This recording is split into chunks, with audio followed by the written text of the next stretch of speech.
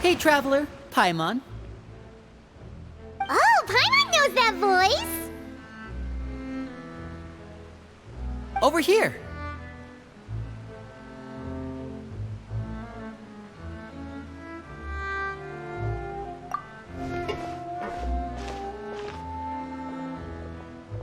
To borrow one of the more popular turns of phrase at the moment, this appears to be quite the fated reunion.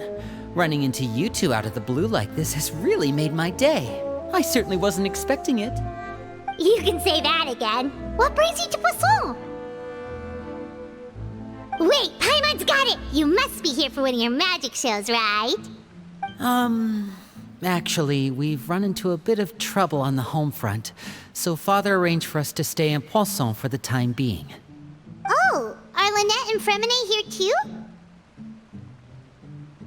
Yep, along with most of the other members of the House of the Hearth. You may have noticed Poisson seems a bit more crowded than usual. So you're saying nearly the entire organization has moved to Poisson? Sounds like you've run into way more than just a bit of trouble. What's really going on? Well...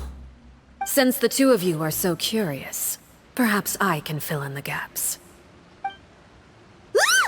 You scared Paimon half to death! Father, you're here. You know... on second thought, maybe we don't need to know? It's all probably super confidential House of the Hearth stuff, right? We totally weren't trying to pry or anything. No need to be nervous. I could sense your genuine concern from your conversation just now. Of course, I can also understand your confusion. Sending so many Fatui here to Poisson, it's only natural that some might suspect an ulterior motive to be involved. I understand. I'm well aware you've had your fair share of confrontations with the Fatui in the past, and I can't exactly guarantee that we'll remain on good terms in the future.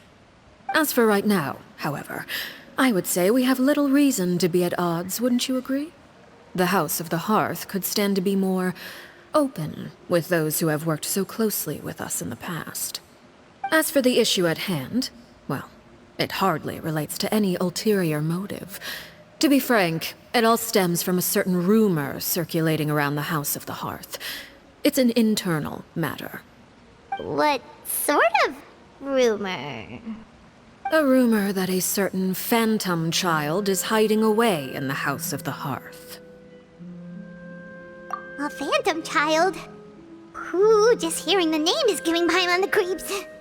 A spirit that should have long ceased to exist is lurking in the shadows of the House of the Hearth. So I decided to bring the children to Poisson before continuing to investigate the situation. I expect I should be able to track down the spirit fairly quickly. After that, it's just a matter of resolving the situation, if you will. It shouldn't be much trouble at all. If you're curious, or if you still have some concerns, it might be advisable to stick around for a few days. I'm sure the children would be exceedingly pleased to welcome some visitors. Lenny, I'll leave you to entertain our guests. I have some matters to attend to. Of course, Father.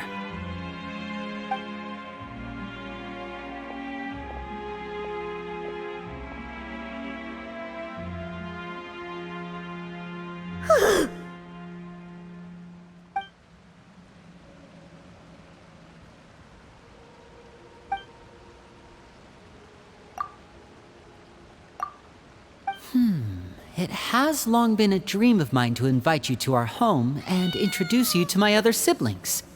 You're quite well known in the organization already. A lot of people have been talking about you, especially after everything with the prophecy. If you're willing, why don't you stay a while and have a little chat with us? Alright. We don't have anything else to do right now anyway. But let's be clear, we're just gonna be there as guests, okay? Don't get any funny... Oh, wait a second. For your guests, that probably means we'll be treated to lots of yummy food, right? Of course. During our stay in Poisson, we've been helping out the locals with some fishing. We bring in quite the bounty every day. In fact, today's the perfect chance for me to show you what I can do in the kitchen. Let's go. I'll take you to where we're staying.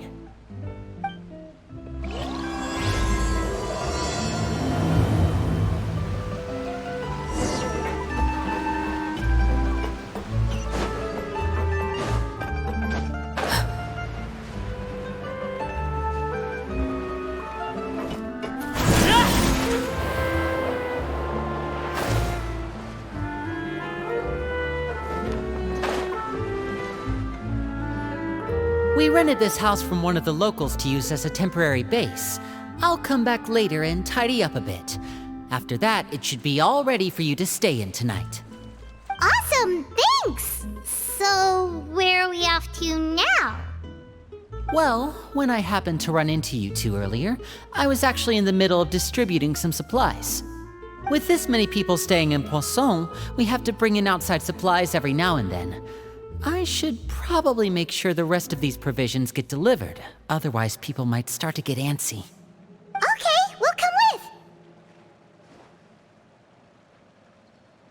There are all sorts of rumors about your organization floating around out there. Paimon's not sure if she could even take a wild guess as to what's true and what's not. But now that we finally have the chance to see a day in the life of the house, we can take a good look at how you operate! Well, you're more than welcome to come along. Just follow me.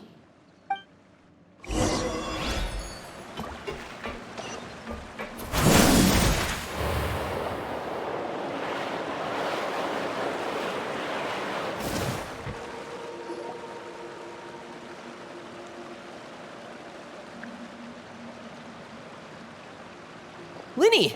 You're finally here! The supplies. I'm assuming you've... Brought them with me?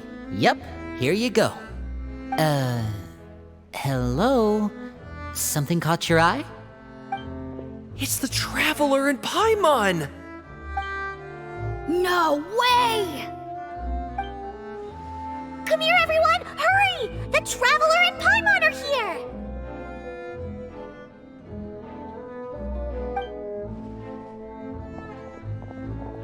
One at a time, please. Don't crowd around them all at once. We don't want to scare off our guests now, do we? Oh, it's all right! Gotta say, Paimon didn't realize we were this famous. Of course! Father and Linny have told us so much about you. Father told us about how you helped Linny. According to her, you're a trustworthy friend. And as far as she's concerned, that's pretty much the highest compliment we've ever heard her give. As you can imagine, everyone's been very curious about you. I heard the Traveler is so strong that he can move a mountain with his bare hands. I heard Paimon eats so much that she can clean out the entire pantry at Hotel de Boer in just 3 days! Wait a second! That's the rumor you heard about Paimon? Oh, not cool at all! Oh wait, when guests visit, you're supposed to give them gifts and stuff, right? Oh, we don't need something like that. Besides, we don't have anything to give to you! Come on, we insist! I can give you some of my new potions. Just pick your poison. And by that, I mean medicine or actual poison. I've got both. Huh? Or maybe Shaplo can teach you guys about stealth! He's super good at it! He's never been caught! Ah, now that's not a bad idea. I know you usually prefer to fight head-on, but it never hurts to expand your bag of tricks, right? When it comes to eliminating your enemies, staying quiet can go a long way. Trust me, I would know. I was poisoned not too long ago, and I'm still dealing with the after effects. So I'm not quite as good as I was before, but I could still give you some pointers. Wait, when you said gifts, Paimon didn't think you meant poison and stealth tactics. But those are the best things we can give you. You don't like them? Ooh, how about this? Tell me the name of someone who really annoys you, and we'll teach him a lesson for you. All right, Fold Selwar. I think that's enough suggestions for now. When it comes to being a good host, it's the thought that counts. You don't need a physical gift to make our guests happy. In fact, pestering them with suggestion after suggestion might make them more annoyed than anything. I would say your enthusiasm has certainly gotten across. Really? Awesome! It's been so long since we have had guests to play with. If there's anything you need, just let us know. Yeah, especially if it's poison or something. I've got all sorts of potions for that. Well, we'll talk to you all later. We've still got supplies to distribute. All right, see you later.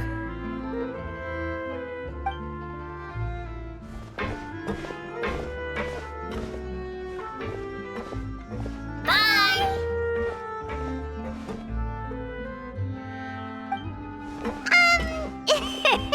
Lenny, about all that poison and stealth tactics talk just now.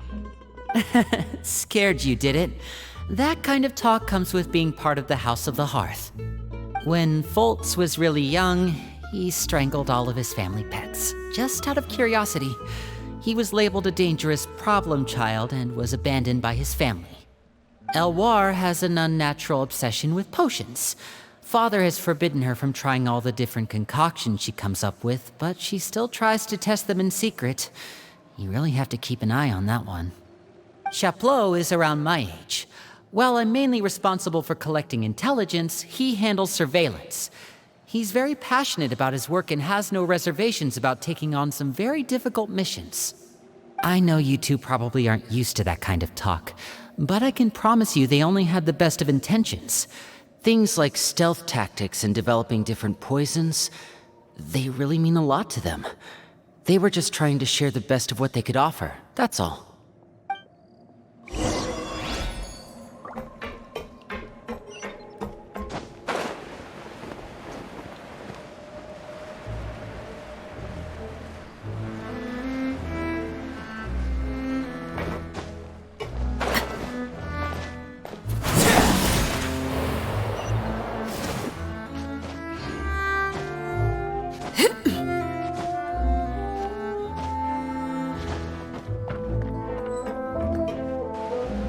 Filial, supplies are here.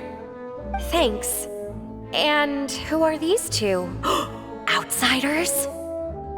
Allow me to introduce you. This is the Traveler and Paimon. Oh, you're the famous duo I've been hearing so much about. It's nice to meet you. I heard you've traveled to all sorts of places. Is that true? Of course! We're making our way all across to that! Oh, good for you. You must be pretty familiar with Fontaine by now, then. Have you seen the new opera that started running recently? I think it's called... The 4,000 Thieves? Oh, this is the first we've heard of it. It seems like it's going to be fantastic. From what I've been able to tell from the posters, anyway. You should definitely check it out if you have the time. Oh, and there's The Blind Maiden, too. That one is supposed to have audience interaction. Seems pretty interesting. After this mission is over, I think I'll go get a manicure. Oh, maybe I should dye my hair. Wonder how much it'll cost. Is it just Paimon, or do these two seem much easier to get along with than the others? Looks like the House of the Hearth has some normal members after all. I heard that. Oh! Oops. I'm guessing you're referring to Foltz and the others? Yeah, we're definitely not all like them. I bet those crazies are practically foaming at the mouth right now. I'm sure they just can't wait to get back to Snezhnaya to carry out the plan. That's enough, Filial. Don't talk about family members behind their back, right? Whatever. Let's go. Guess this is goodbye then. If you ever have some time, we should go see the opera together.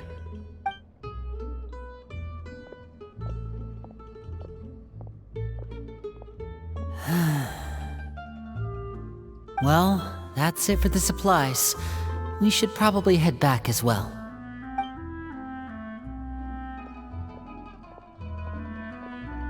Well, they didn't seem too happy with each other. Seems like there could be something more going on here. You're right.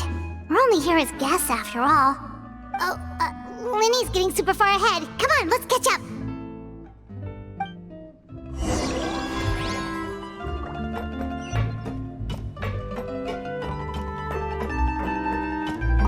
Looks like there's more trouble in store next month, too.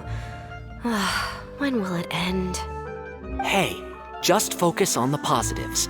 At least our time in Poisson has been pretty relaxing. Don't you think?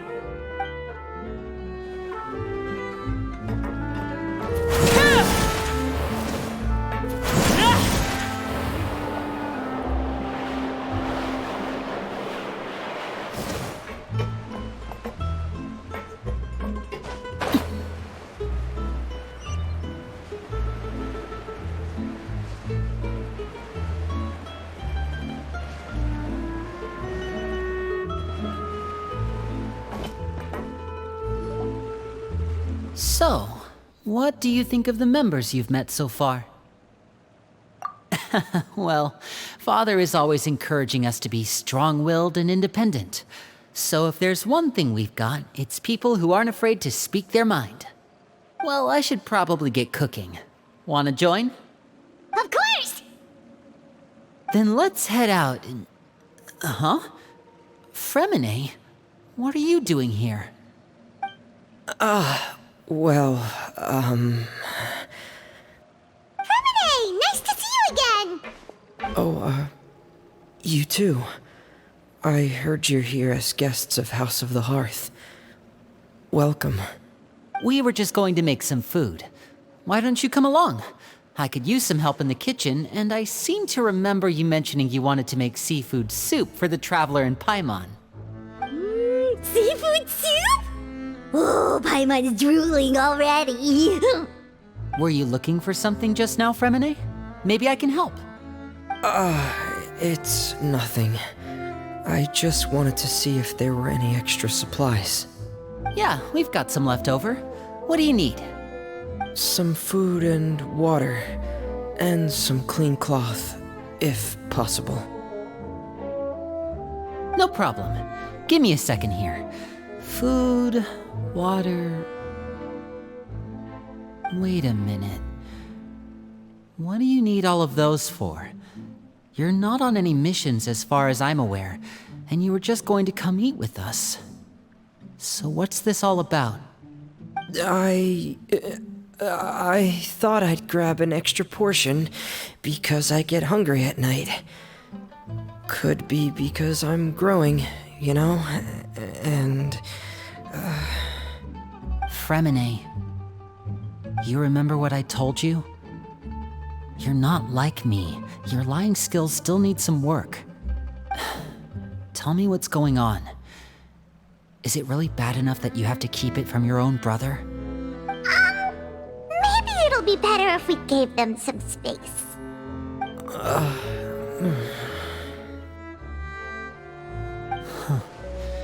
This is the first time I've seen that kind of look on your face. Whatever happened, does it have something to do with Father? Yes. Just follow me.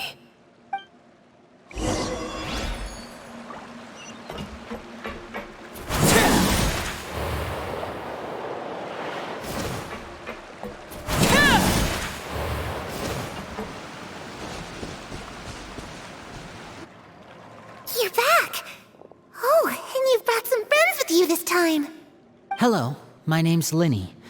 I grew up in the House of the Hearth. And you are? Hi, Linny. I'm also a child of the House of the Hearth, just like you. You can call me Clairvy. Clairvy? It's nice to meet you. Does that name ring any bells, Linny? No, not at all. That's not a name we have on our roster, I'm sure of it. What I'm not sure of, though, is how she managed to sneak in. She must be the phantom child Father's been searching for. From the looks of it, I'm guessing you were the one that found her, Fremine. You, haven't told Father, have you? No, I haven't told anyone. I've just been keeping her hidden. For how long? About half a month now. So ever since we got to Poisson then, do you have any idea what you're doing? I know what I'm doing. Really? 'Cause from where I'm standing, it looks like you're hiding the very person Father has been trying to find. If Father finds out about this, everyone involved is going to be punished. You know the rules of the house, Fremine. I know you do. Father doesn't tolerate any form of betrayal. So why are you doing this? I've thought it through. And I just can't hand her over like that. Linny, don't you remember last year? Sheplo nearly died after getting poisoned during that one mission. He wasn't able to get back before the poison started taking effect, and not a single person was there to help him. That night, while I was sleeping, I heard a voice telling me to go save him. I opened my eyes, but I couldn't find the source of the voice. I thought maybe I was just hearing things, but I went to look for him anyway. Luckily, I got there with enough time to save his life. That feeling of being haunted, of hearing voices, it's happened many times in the House of the Hearth. I'm sure you've noticed. So what you're saying is, that was her? She was the one who spoke to you that night? Unless there are other spirits roaming around the House of the Hearth, I don't think there's any other possibility. If Clairvy were our enemy, it wouldn't matter whether she was a spirit or an actual child. I would have acted without a second thought, because that's what Father ordered us to do. But she's been living with us, helping us from the shadows all this time. I think that makes her family. I couldn't just hand her over to be dealt with. Not when there's so much we still don't know. So what's your plan then? You can't keep her here forever. Someone is bound to find out eventually. I haven't thought that far yet. I don't want to disobey an order from Father, but I also don't want to put Clairvy in danger. Come with me. There are a couple things I'd like to say to you in private.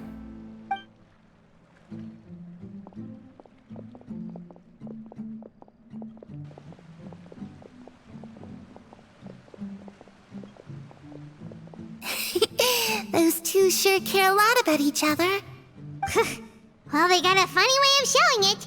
From where Paimon was floating, it sure seemed like they were about to bite each other's heads off. No way! They have a really deep bond. I could tell right away, because I also have a friend like that. I just don't know how long that kind of bond can last. The darkness in the house runs deeper than you can imagine. No one can get out alive. I'm sorry, Linny. I really didn't mean to drag anyone else into this. Oh really? You didn't mean to? 'Cause I for one wish you did. Huh? What do you mean? You know, when we were younger, you didn't call me Linny. You called me brother, just like Lynette. We grew up together, the three of us. We were all orphans, all rescued by Father. Of all the siblings in the House of the Hearth, I think our bond was the closest. Later on, when you started calling me Linny, I wasn't actually surprised. After all, Lynette and I are related by blood. We've had to depend on each other to survive long before we joined the house. Linny, The darkest and most difficult moments of my life happened before you and I had ever met. I'm sure that's true for you as well. Even so, Fremine, we've stood by each other for all these years now, and to me, that means more than blood. You and Lynette are the most important people in my life. No one can replace you. So I won't let you face anything alone. Not if I can help it. Oh, looks like things are getting kinda heated between Linny and Fremine. Maybe we should go check on them. Oh, it's raining. I should put my clothes away.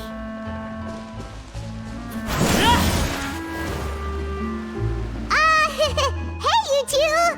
Hope we aren't interrupting anything. Like like a fight, or... Oh, wait a minute, Fremine, you're not crying, are you? Is everything alright? Everything's fine. Thanks for asking. Well, we're all friends here, right? We've been through so much together, so if there's anything we can do to help, just say the word. It's just a small family dispute. It's not something our guests should trouble themselves with. In fact, it might be better if your stay ended here. What are you getting at, Traveler? When guests are around, families are often on their best behavior. And any disputes are less likely to escalate. That's what you're trying to say, isn't it? I just...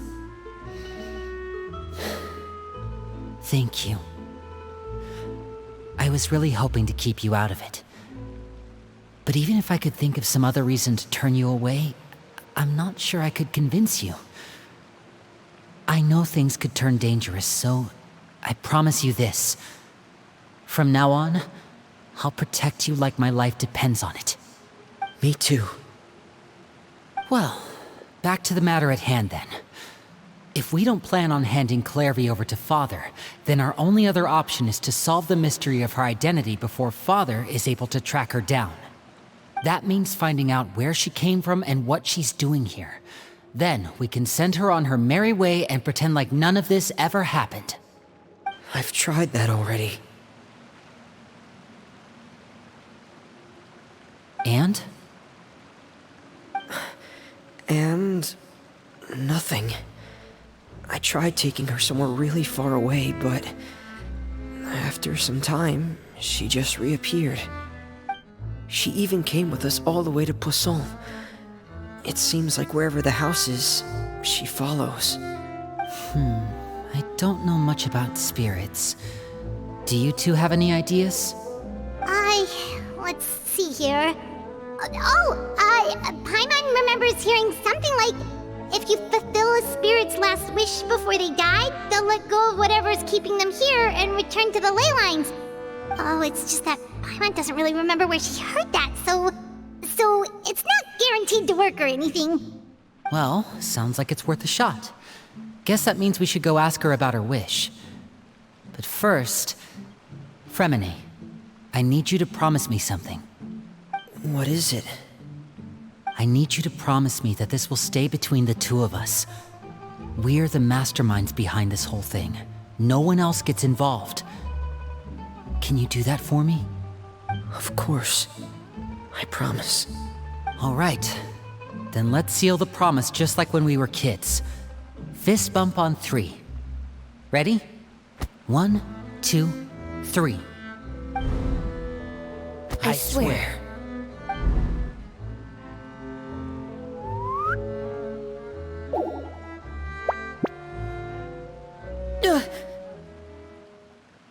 Whoa! Lynette! But what a surprise! What brings you here, dear sister? And, when exactly did you get here?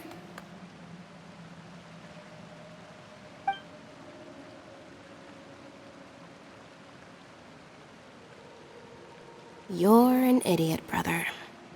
And you too, Fremine.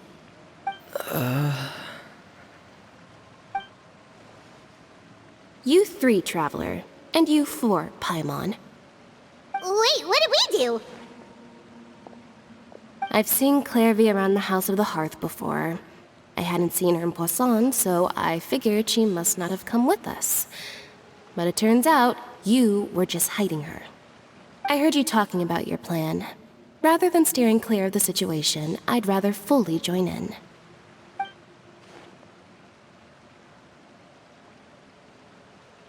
If you don't agree, I'll have no choice but to report everything back to Father. Simple as that. You're not giving us much wiggle room here, Lynette. Well, I guess we're all in this together then. After we talk to Clairvy, we'll figure out our next move. There's no time to lose. Let's go.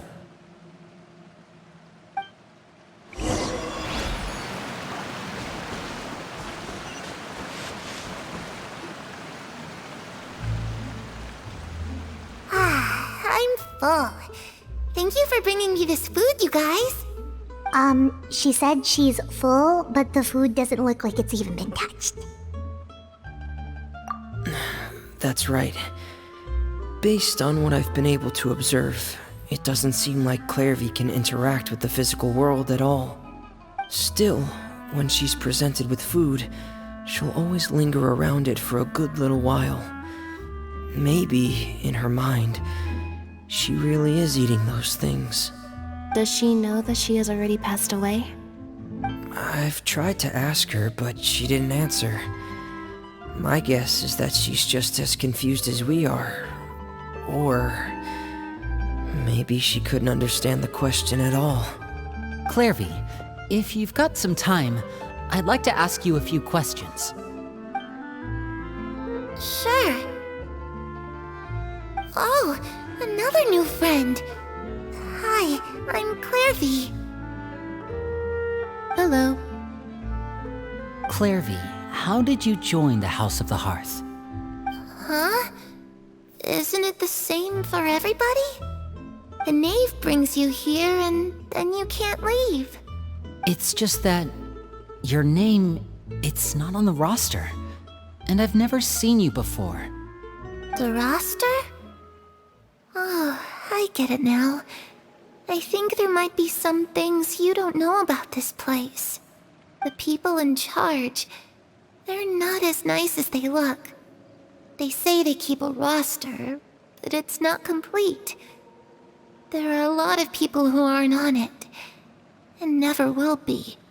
In this house, some people are family, and other people are just test subjects. Those kinds of people aren't ever going to get a place on the roster, unless it's the roster of people who've been executed. Wait, does that mean the knave... She... Is there anyone that can vouch for you? Perry, she's my best friend. She's the only one I trust in this place. Have either of you heard of that name before? No. Me neither. Clairvy, Perry. Neither of those names are on the roster. But it seems like she's telling the truth. Either that, or this kid's already got a bag of tricks bigger than mine. Maybe we should try a different approach. Clairvy, do you have a wish? A wish? It can be anything you want. Just imagine. It's your birthday, you're blowing out the candles, and your wish is...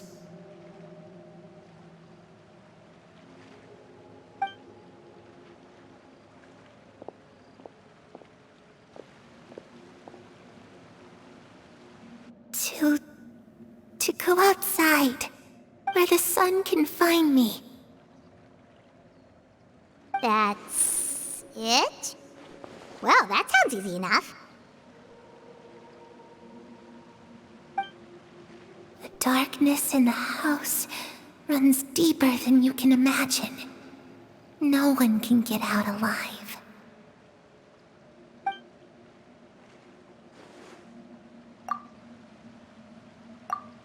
Okay, time to divide and conquer.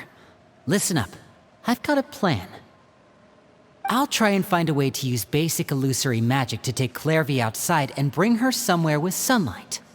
Lynette, try and find the list of executions that Clairvy was talking about, and see if her name is on it. Fremine, you stay in Poisson. We can't be the only ones who've had run-ins with Clairvy. I need you to collect intel on everything she's said and done. Understood. I'll try my best. What about us? What should we do? I really appreciate your willingness to help, but this is a family matter. I don't want to drag you in too deep. It's too risky. Let me think. Since Father considers you to be guests, Maybe you could stick by her side for a little while. You don't need to do anything except keep up some nice, casual conversation. Ah, Paimon gets it. You want us to distract her.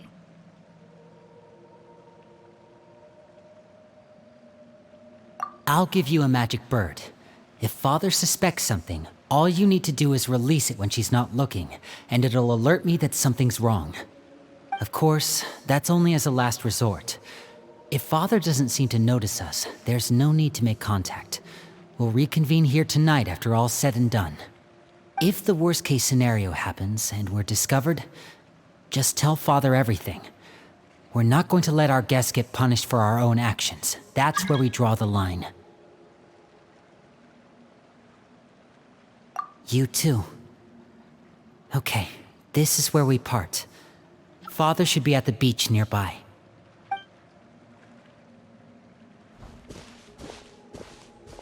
I really hope this goes well. No, it has to go well. That's the only way this can get resolved.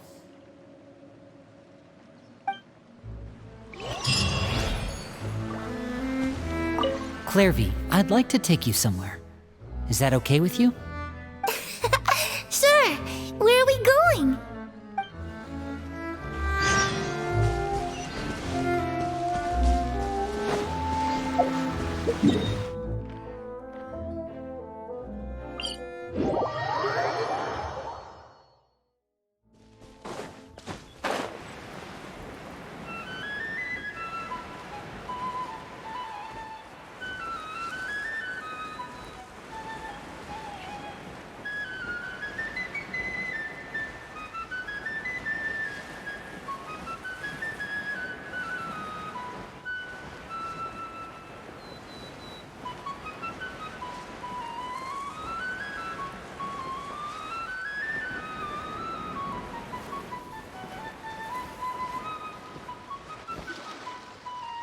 It's the knave!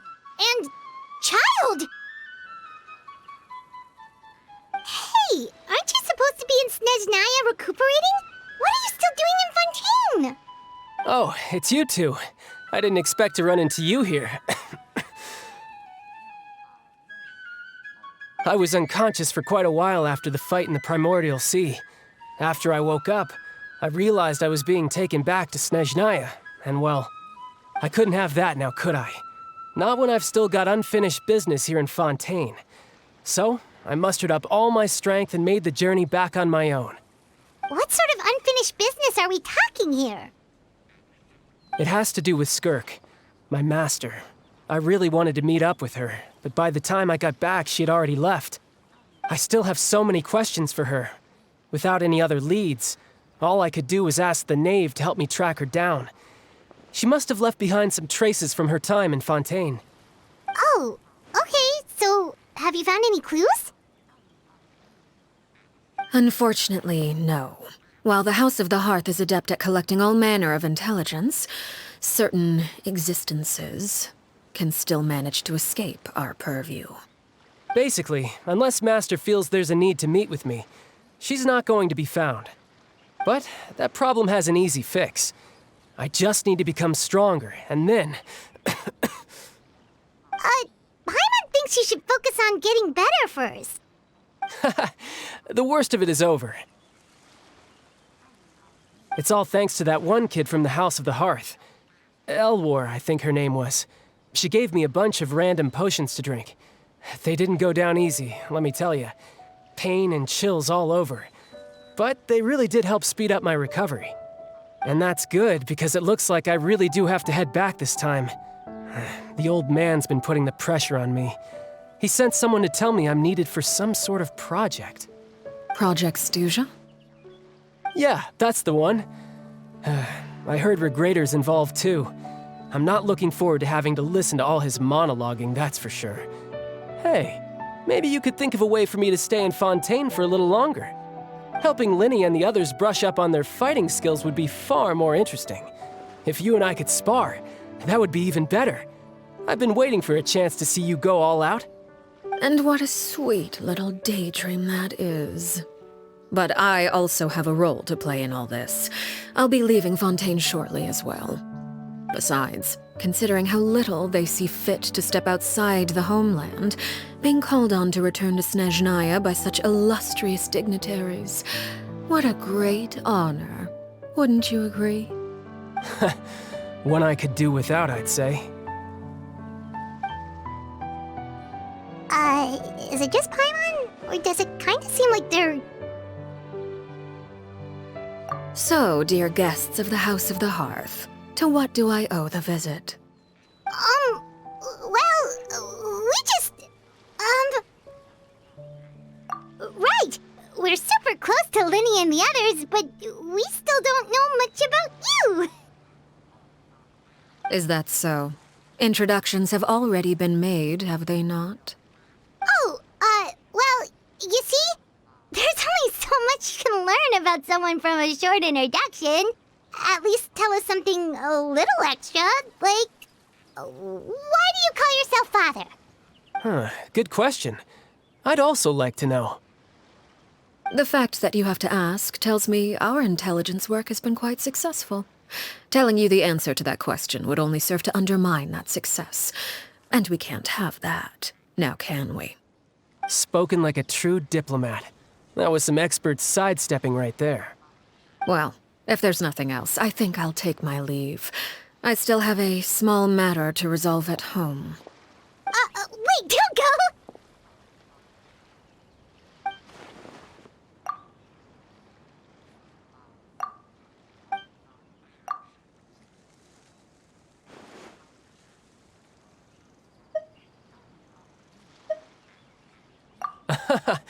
I'd also like to hear the answer to this. I've met some of the members of your organization, and they all seemed like really good kids. They actually reminded me of Tonya and Tusser. Which, by the way, if you ever betray them, I'm just letting you know, I won't let you off easy. And why would I betray them? Well, you've already betrayed the House of the Hearth once, haven't you? At least, that's what I heard.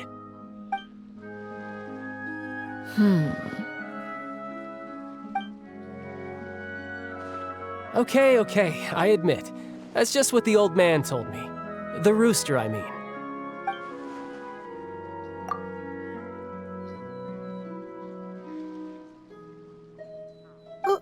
Wait, did you really do something bad to those kids? Never mind what I've done. I'm more curious as to what the mighty rooster had to say. Care to enlighten me? Well, nothing much. Just some stuff about you taking out many other members of the House of the Hearth, and even going so far to attack your own family. I see. Huh. Based on your reaction, I'm guessing it's all a bunch of lies. Hardly. I don't appreciate his particular turns of phrase, but I suppose he didn't say anything untrue. Although, it would be more accurate to say that there is a certain level of prejudice involved, but I don't intend to clear that up just yet. Prejudice has a funny way of concealing the real truth behind certain things, an attribute that I find to be quite advantageous. Call yourself a Fontanian, for example, and people will assume all sorts of things, when the real truth is that this is simply the land where I was raised. Huh? You're not actually from Fontaine? But then why did you try to help out with the prophecy and everything? I was trying to protect the children born in Fontaine. Claiming that I myself was a Fontanian simply made it easier to operate. People would hardly suspect a fellow Fontanian of having any ulterior motives. Who wouldn't want to save their homeland after all? The primordial sea wouldn't have any effect on me, but it would have caused great harm to the House of the Hearth. Well, you wanted extra information, didn't you? There you go. I hope that satisfied your curiosity.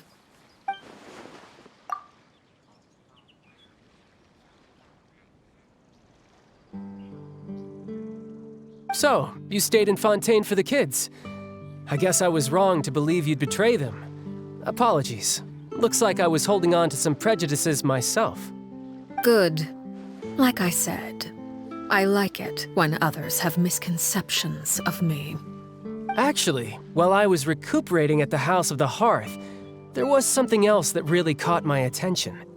I heard that members always resolve disputes and arguments with a friendly spar, and the loser has to back down. Seems pretty cool if you ask me. Would also give them plenty of opportunities to hone their skills. Well, that's only a recent development. In the past, such spars weren't nearly so friendly. The losing party would lose everything, including their life. They were that high stakes? Whew, at least that's not a thing anymore. Well, the current atmosphere's not half bad. I'm a bit jealous, actually. You've got so many family members around you, and you even get to live with them. Having a lot of family around means dealing with a considerable amount of bickering and scheming. Once Tonya and Tusser enter their rebellious phase, I'm sure you'll understand. Just imagine. Tusser becomes obsessed with plucking out strands from the rooster's mustache, or Tonya decides to dye her hair 42 different colors. Okay. I get the picture.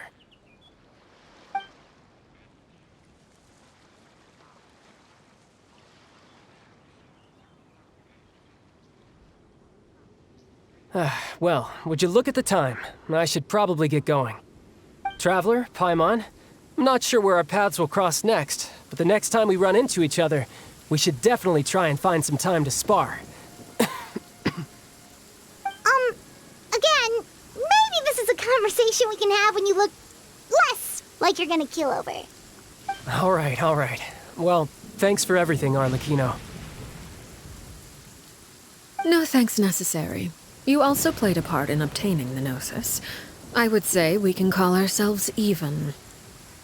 I like the sound of that. Well, I'm off. See you all some other time. We should probably get going too. Do you want to head back with us? Oh? You want me to leave so soon? Oh, well, you see, I'm rather enjoying the evening breeze. If you don't mind, I think I'll stick around for a bit. I have some things to think about. Apologies for not attending to you like a proper host. Please forgive this slight. I do hope you'll have a pleasant stay. We managed to keep her distracted until nightfall. Good thing Child was there to keep the conversation going. You don't think she suspected anything, do you? Oh, I wonder if Liddy ran into any issues. Let's hurry back and see how everything went. Oh? You decided to stay a little longer? Let's take in the ocean view together, then.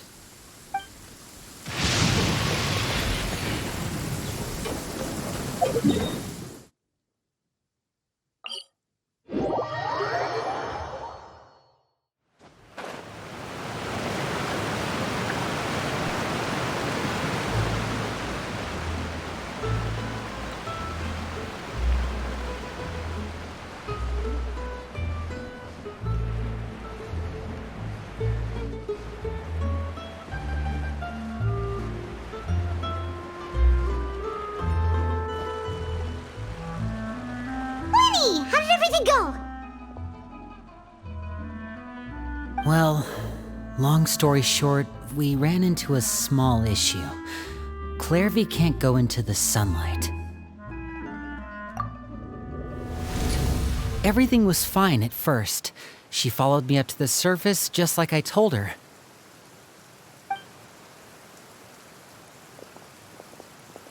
But as I led her out of the shadows and into the sunlight, she vanished. I turned around and there she was, standing at the edge of the shadows, silently watching me. Huh. Maybe she's afraid of sunlight, or... No, it wouldn't be her wish if that were the case. Well, we could always try pushing her into it. Oh, true. I've pretty much tried it all already. Nothing worked. Eventually, the sun went down, so all I could do was bring her back here. How did it go with you, Lynette? Good. I've got the list. It's right here. Really? Well, what are we waiting for? Let's take a look!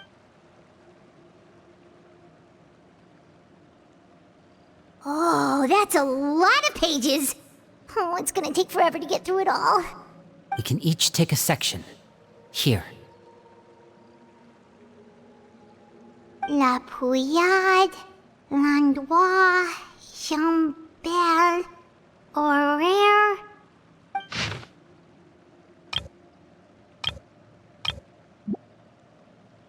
Oh, yikes. That Horaire guy has a huge scar on his face. He's kinda giving Paimon the creeps. Ah, I've met him before. The scar is from an injury he received during a mission. I still remember him joking with me about it. He said any future lover would take one look at him and then lose all interest. Did he say anything else? Well, I asked if there was someone he was interested in. He said no, and that's where our conversation ended. It was only later that I learned he really did have someone he liked. He risked everything to escape so he could be with her, but it didn't work. One day, Father asked to see him, and, well, I never saw him again after that. Wait, so that means the knave, It may seem cruel, but it's just one of the rules of the house. Betrayal is not to be taken lightly. We know too many secrets to come and go as we please. So, if you do try to leave, you pay with your life.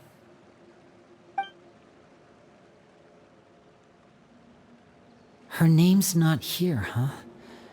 Well, that's not too surprising. It doesn't seem like this list is complete. It only contains records dating back around 5 years. Let's shift our attention then. Fremine, were you able to find anything out? Fremine. Sorry. I was thinking about something. I managed to talk to quite a few people, but I couldn't help but notice that the atmosphere in the house was a little strange. Strange. Yeah, I mean, I know there have been arguments in the past, times when people haven't gotten along. Chaplot and Filial are a good example of that. Oh, those are two of the people that we met while delivering supplies. Paimon can see how they might not get along. They had very different vibes, and their, interests seem to be pretty different as well. That's to be expected, actually. Father brought us all here, shared her knowledge with us, taught us how to fight. That's one thing we all share. But that's also where the similarities end. Not all of us feel the same desire to stay here. As members of the House of the Hearth, we're also considered part of the Fatui.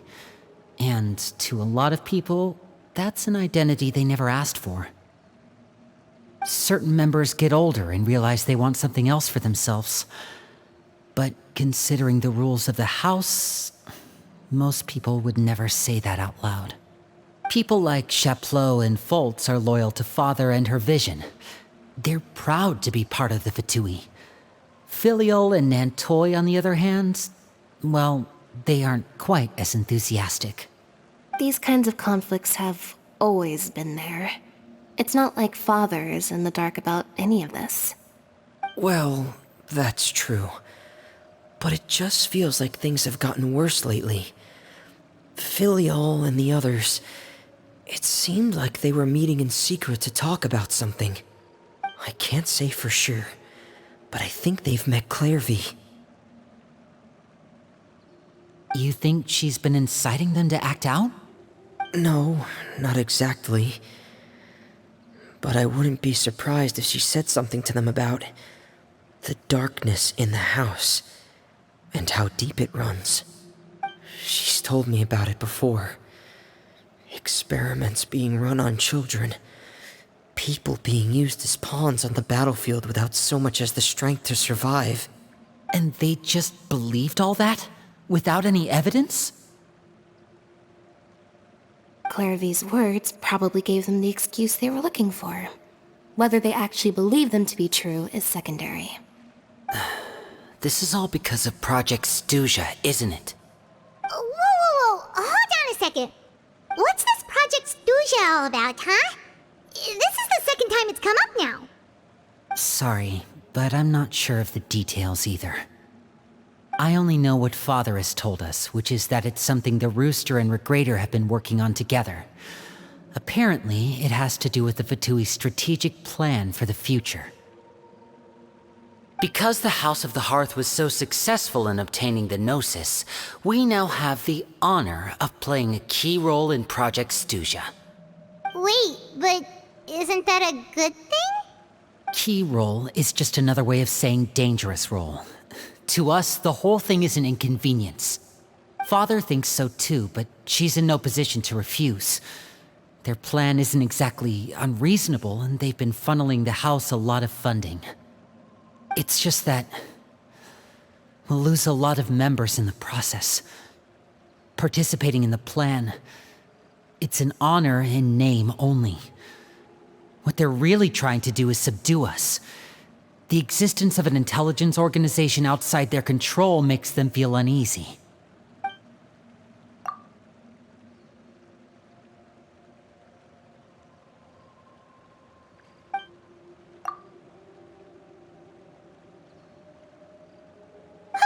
Super complicated top secret Fatui business aside, what does all of this have to do with the conflicts you were talking about earlier? Paimon doesn't get the connection. External pressure has a way of exacerbating internal strife. You can't overlook the power of fear either. People are afraid of dying, and that fear is often the impetus for a lot of stupid decisions. I thought resolving the Clairvy situation would make everything go back to normal. But it looks like things are more complicated than I thought. If we leave Filiol and the others to their own devices, sooner or later, Father will be forced to take action. We can only focus on one situation at a time, brother. You're right. Even if we confront Filiol and the others, it won't do any good. It might even make matters worse. We should focus on Clairvy for now. Well, it's getting late. We should head back and get some rest. We'll try again first thing tomorrow. Lynette, you stick with me this time. Fremine, keep a close eye on Filiol and the others. Make sure they don't do anything they'll regret. Good work today, everyone. Have a good night, and I'll see you tomorrow.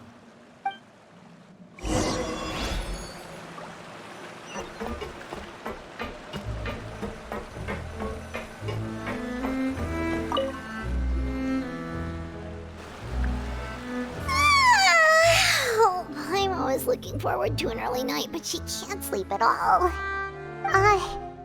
Hey, you don't think the knave will be too angry with Linny and everyone if she finds out about all this, do you?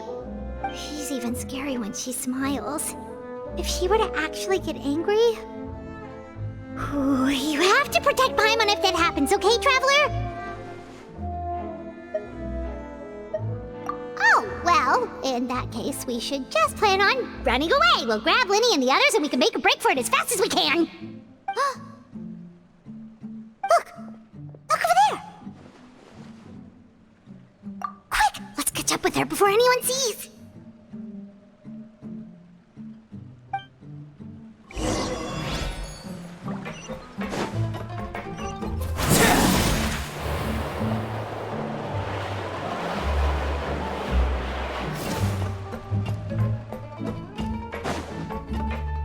Over there!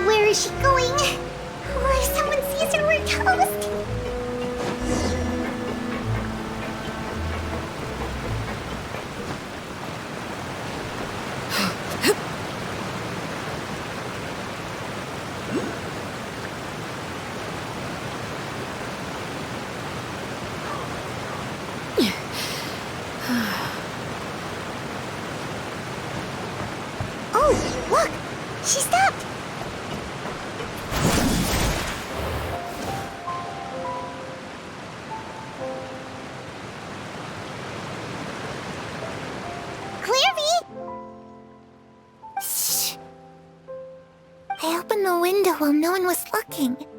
Look how pretty the outside is. If only I could have more than this. You probably think I'm being silly, huh? All this hopeless resisting.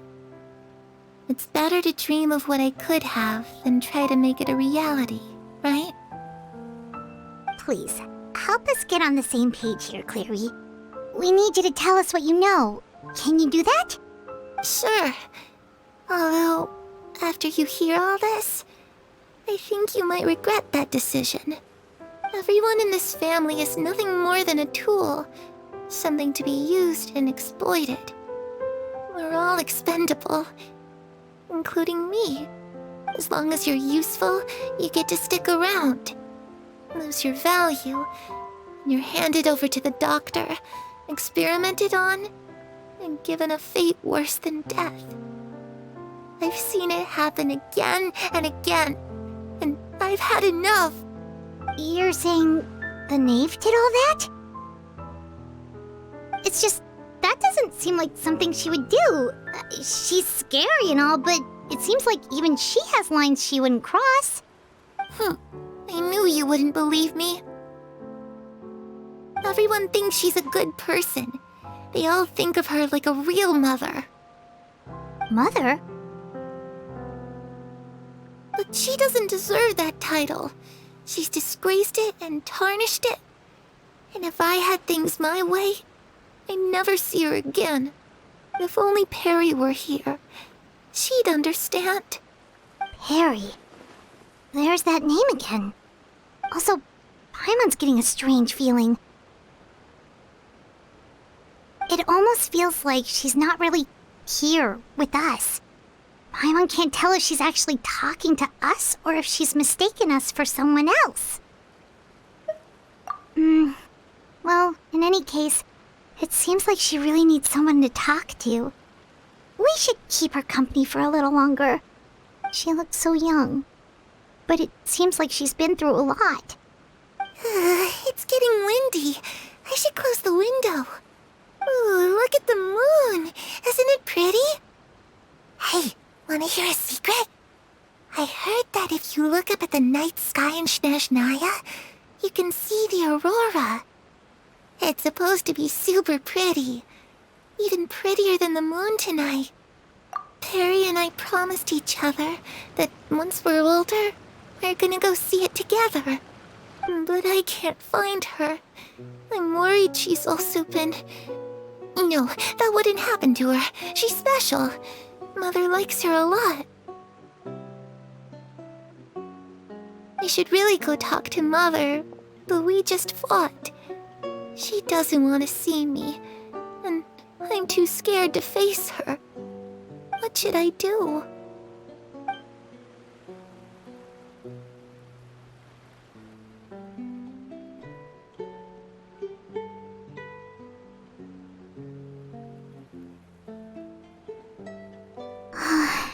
Paimon really doesn't understand what's going on with her. Well, let's head back. We've got an early morning tomorrow.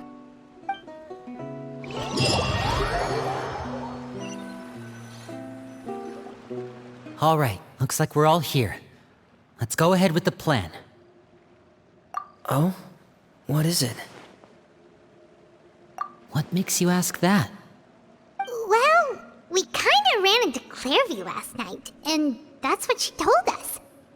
We met the doctor back in Sumeru. He's super dangerous, and he's done all sorts of bad things. It's possible that Father and the Doctor have had certain dealings, but I don't think Father would work with him. We're not really on the same side, so there's not a lot of trust between them. That doesn't exactly set the stage for a successful partnership. I did hear, though, that when Father first became a Harbinger, the Doctor offered to work with the House of the Hearth. Father rejected most of his proposals, except for one. It had to do with some sort of secret experiment. Secret experiment? Could that be what Clairview was talking about? I don't think so. I I don't know any details about the experiment itself, but I do know it's an entirely independent operation. The doctor only proposed a direction for the research. That was the extent of his involvement. I still don't think that counts as working together. The details of the experiment are confidential, but complete records are kept on all participants. That doesn't seem to be the case with the situation Clairvy referred to. I know you don't agree with some of the Fatui's methods, and I'm not asking you to. But I am asking you to trust us on this. The House of the Hearth has its own principles. There are certain lines we're not willing to cross. Alright, that's good to hear at least. Clairvy seems to think the knave and the doctor work together to do something horrible. If that turned out to be true, Paimon doesn't know how he would even face you guys. It's just that it doesn't seem like Clairvy is lying either. The easiest thing to do would be just ask the knave directly, but Paimon doesn't think she'd tell us. Father didn't come back last night. She's probably still near the shore. We'll be counting on you to distract her. Lynette, you're with me. Fremine, you know what to do. Be on your guard, everyone. All right, let's get to it.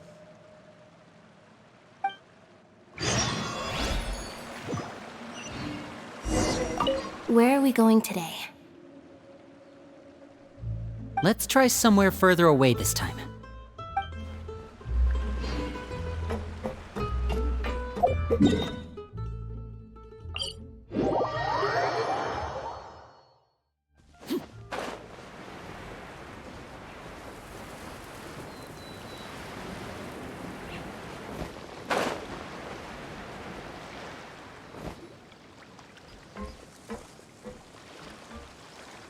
Ah, it's you two again.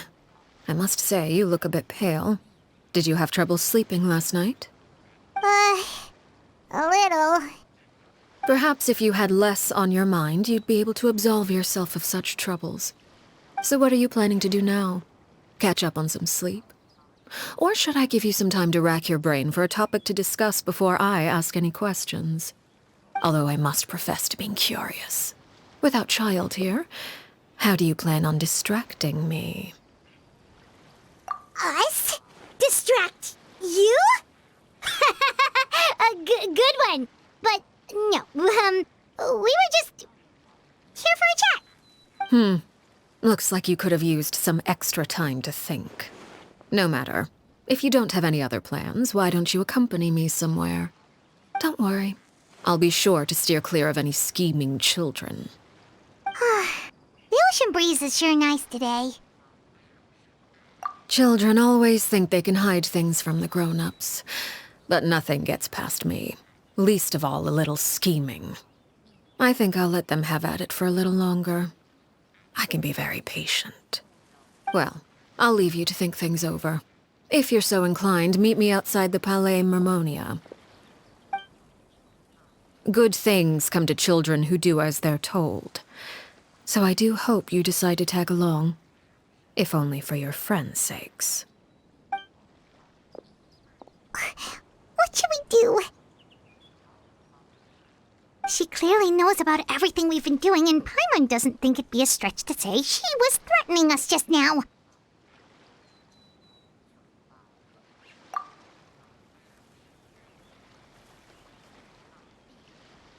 Oh, good idea. Hopefully he sees it in time. Well, we should probably head to the Palais Mermonia. Paimon doesn't want to find out what happens if we don't show up. Based on what the knave was saying just now, it sure didn't seem like it'd be anything good. Okay, then we probably shouldn't keep her waiting. It seems like Lynn and the others are on thin ice, so let's do our best to not get them in any more trouble.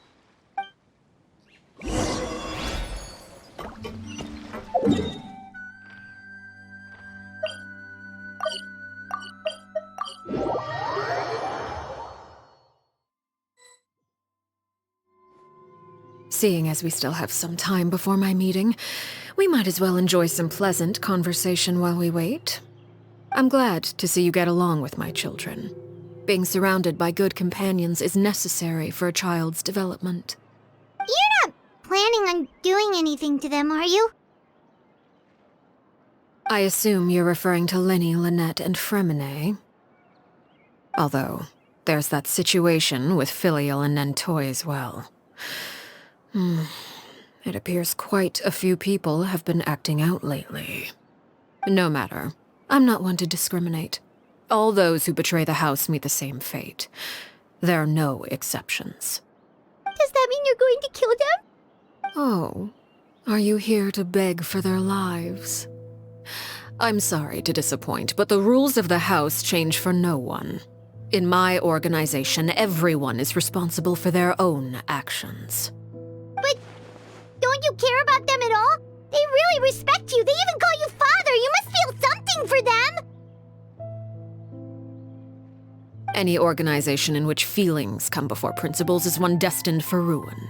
The House of the Hearth is hardly an exception. You could say our principles are more stringent than most. Perhaps I can offer you this consolation at least. As our guests, you two will not be held accountable along with them. I would imagine Linny, Lynette, and Fremine will be able to keep their lives.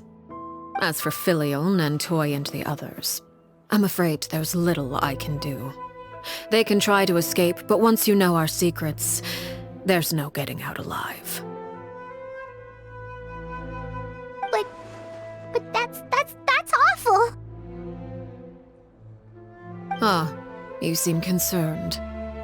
Out of consideration for my guests, I suppose I could turn a blind eye for a little longer. If Linny and the others manage to dispose of Clairvy in the meantime, all evidence of their wrongdoing will be lost. In that case, I could hardly punish them for something I couldn't prove. If their efforts are unsuccessful, on the other hand, all will be held accountable. And the punishment will be severe. Of course. Oh, and here, I believe this belongs to you. Do try and keep better track of it next time. It takes a considerable amount of time to train a bird like this. It would be such a pity if you were to lose it. Permanently. Wait, where did you get that? Well, I'm afraid that's all the time we have to chat. Now, for the matter at hand. I asked you to meet me here because I have business at the Palais Mermonia.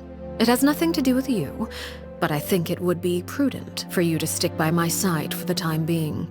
There will always be time later to run off and tell Linny what you've learned. Well, time to go. Looks like we wrapped things up just in time.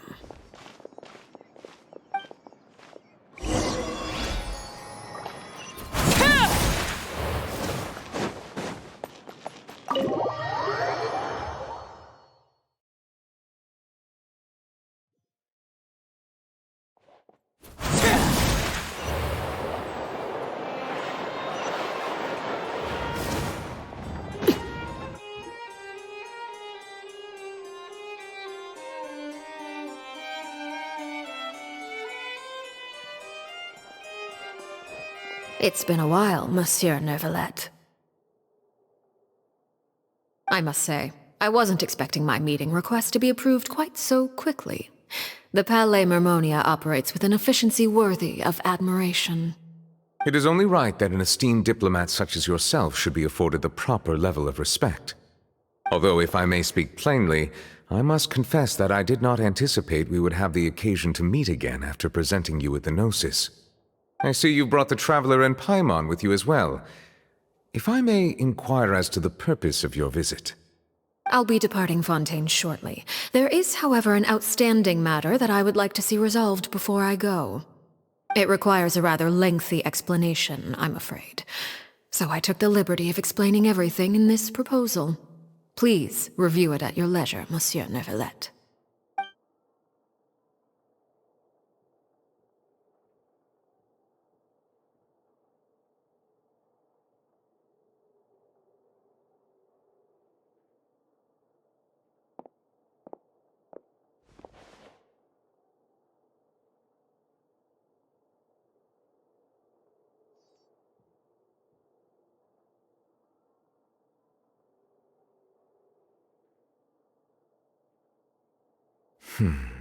I understand your request. However, at the risk of causing offense, I must admit that I fail to see why you would wish for such a thing. I heard you have a certain fondness for water tasting, Monsieur Neuvillette, so allow me to use water as an analogy. A family is like a large body of water with countless rivers flowing in and out. As someone who watches over this system, I would hope that each river that flows from the source will eventually reach the ocean. Of course, objectively speaking, I know this is impossible. Most of the rivers will dry up along the way, disappearing into the ground and leaving nothing but a barren riverbed behind. Not all rivers are destined to reach the ocean, but I would not see their existence rendered meaningless. I believe the water that flows within them is simply meant for a different destination, like a field in need of irrigation. Or perhaps the glass of a certain water-tasting enthusiast. Did you get any of that, Traveler? Your words paint an optimistic picture indeed. Allow me to remind you, however, few among us are willing to sip from a glass filled with tainted water. It may have been tainted at one point in time, but not to worry.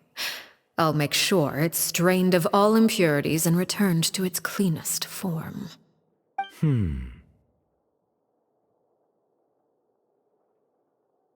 I seem to recall there being a transactional aspect to your proposal. Perhaps you could expound on that? If you accept my proposal, Monsieur Neuvillette, I will gradually withdraw my forces from Fontaine. And, unless absolutely necessary, I will no longer carry out any special missions within Fontaine.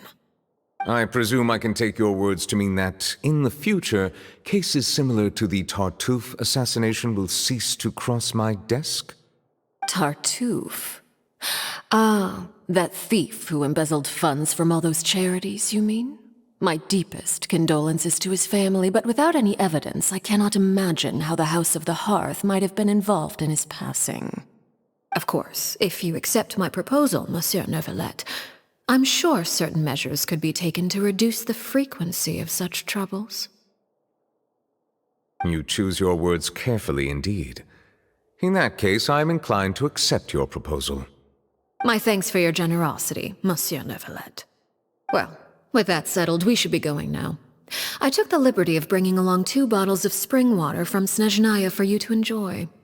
I do hope I get the chance to hear your impressions. Perhaps at our next meeting, yes? Indeed. I trust you would not overlook your commitment in the meantime.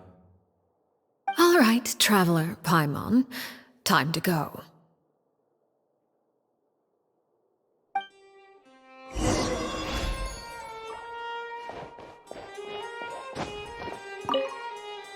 I believe I've told you before that my emotions easily resonate with those of others.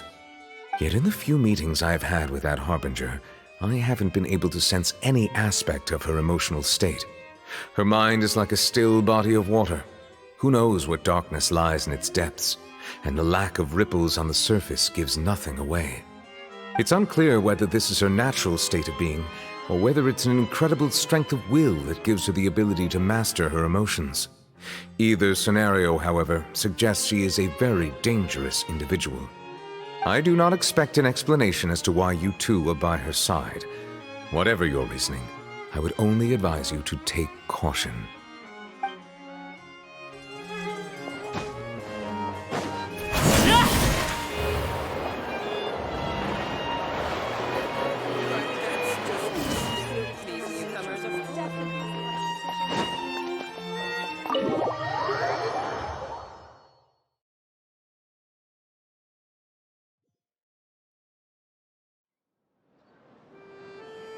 So, what exactly were you talking about back there? Paimon only heard you mention some rivers, a large body of water, and then some kind of irrigation scheme. You really want to know? I would imagine there might be more pressing concerns at the moment. Winnie, Paimon really hopes everything's going okay. Oh, Paimon recognizes that look. You've got your thinking cap on, don't you, Traveler?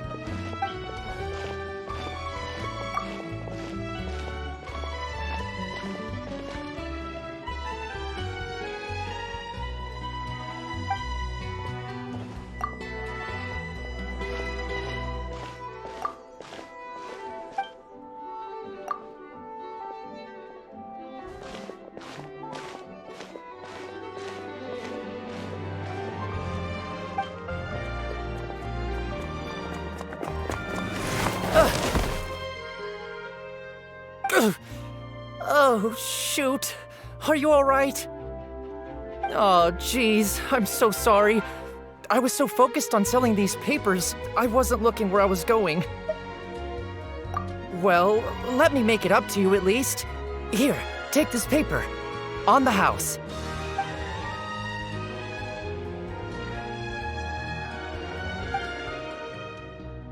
Oh, you don't have to give us anything. Please, I want to. It's not like I'm short on supply. All the extras will be useless come tomorrow anyway. It's my fault, really. I was just trying to bring home some extra mora for the family, but I bit off more than I can chew. I haven't had many takers today, so I'm still swimming in papers. What's going on here? Nothing much. I just ran into your friend here on accident. I should probably get going, actually, so... Hold on. Of course, I'm happy to compensate you with mora, it's just... I don't have any on me at the moment. I'll take 3 papers. Here. Your payment. Oh! Thank you for your patronage. May the Archons bless you with good fortune. If only I had the chance to run into such generous customers every day. I should probably just take on a smaller inventory though, right? I'm getting married soon, so sometimes it's hard to not get ahead of myself. Anyway, I should head out. Goodbye! Well, now that my affairs are settled, we should take the boat back to Poisson. We've even acquired some light reading to enjoy along the way. Actually, why don't we stick around for a little longer? Paimon just realized how hungry she is. She can't head back to Poisson on an empty stomach.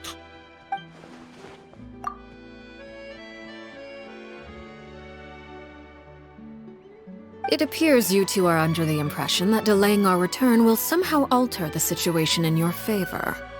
I'm sorry to ruin your fantasy, but your efforts are meaningless. That being said, I could be persuaded to give Linny some extra time. I just have one condition. If you agree to my request, I'll even answer some of your questions. You're quite curious about Clairvy, are you not? And my relationship to her. Wait, why are you being so generous all of a sudden?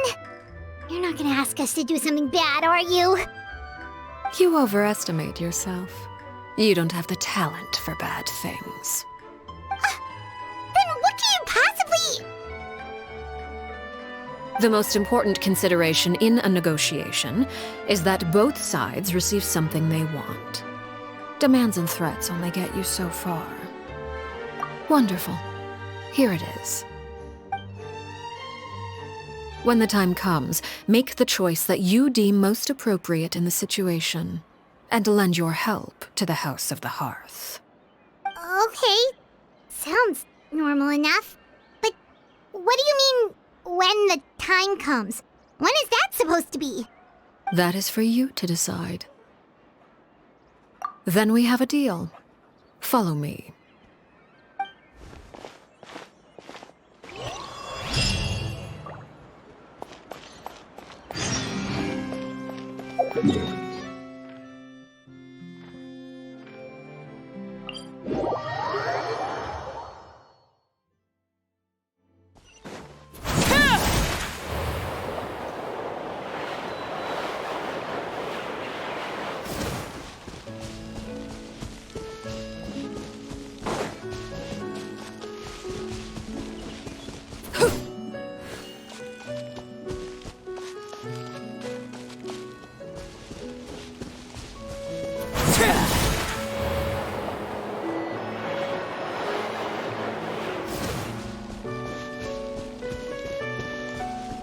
How about we explore the area ahead of us later?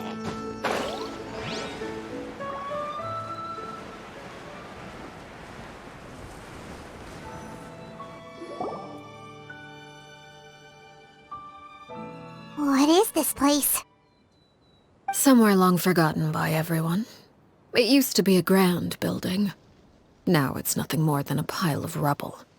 No one comes here anymore, nor does anyone care about what once happened here. Although, this place does have something to do with the story I'm about to tell you. It was before I became a Harbinger, and before Linny and the others joined the House of the Hearth. Due to certain events, I first killed Clairvy and then her mother. And this is where it all happened. You were the one that killed Clairvy? Patience now. Allow me to explain Clairvy's side of the story first. I'll start from the beginning. Clairvy was 6 years old when she was brought by her mother, Crucibina, to live in the House of the Hearth. From the outside, it seemed like a fairy tale. A thriving family made up of kind adults and friendly children. Crucibina was the knave at that time, and the House of the Hearth was under her control. She was Clairvy's mother by blood, but she was also the mother to all the children in the house. Clairvy was happy here, for a time. But she quickly realized that being part of this family wasn't a fairy tale at all. It was a kind of purgatory.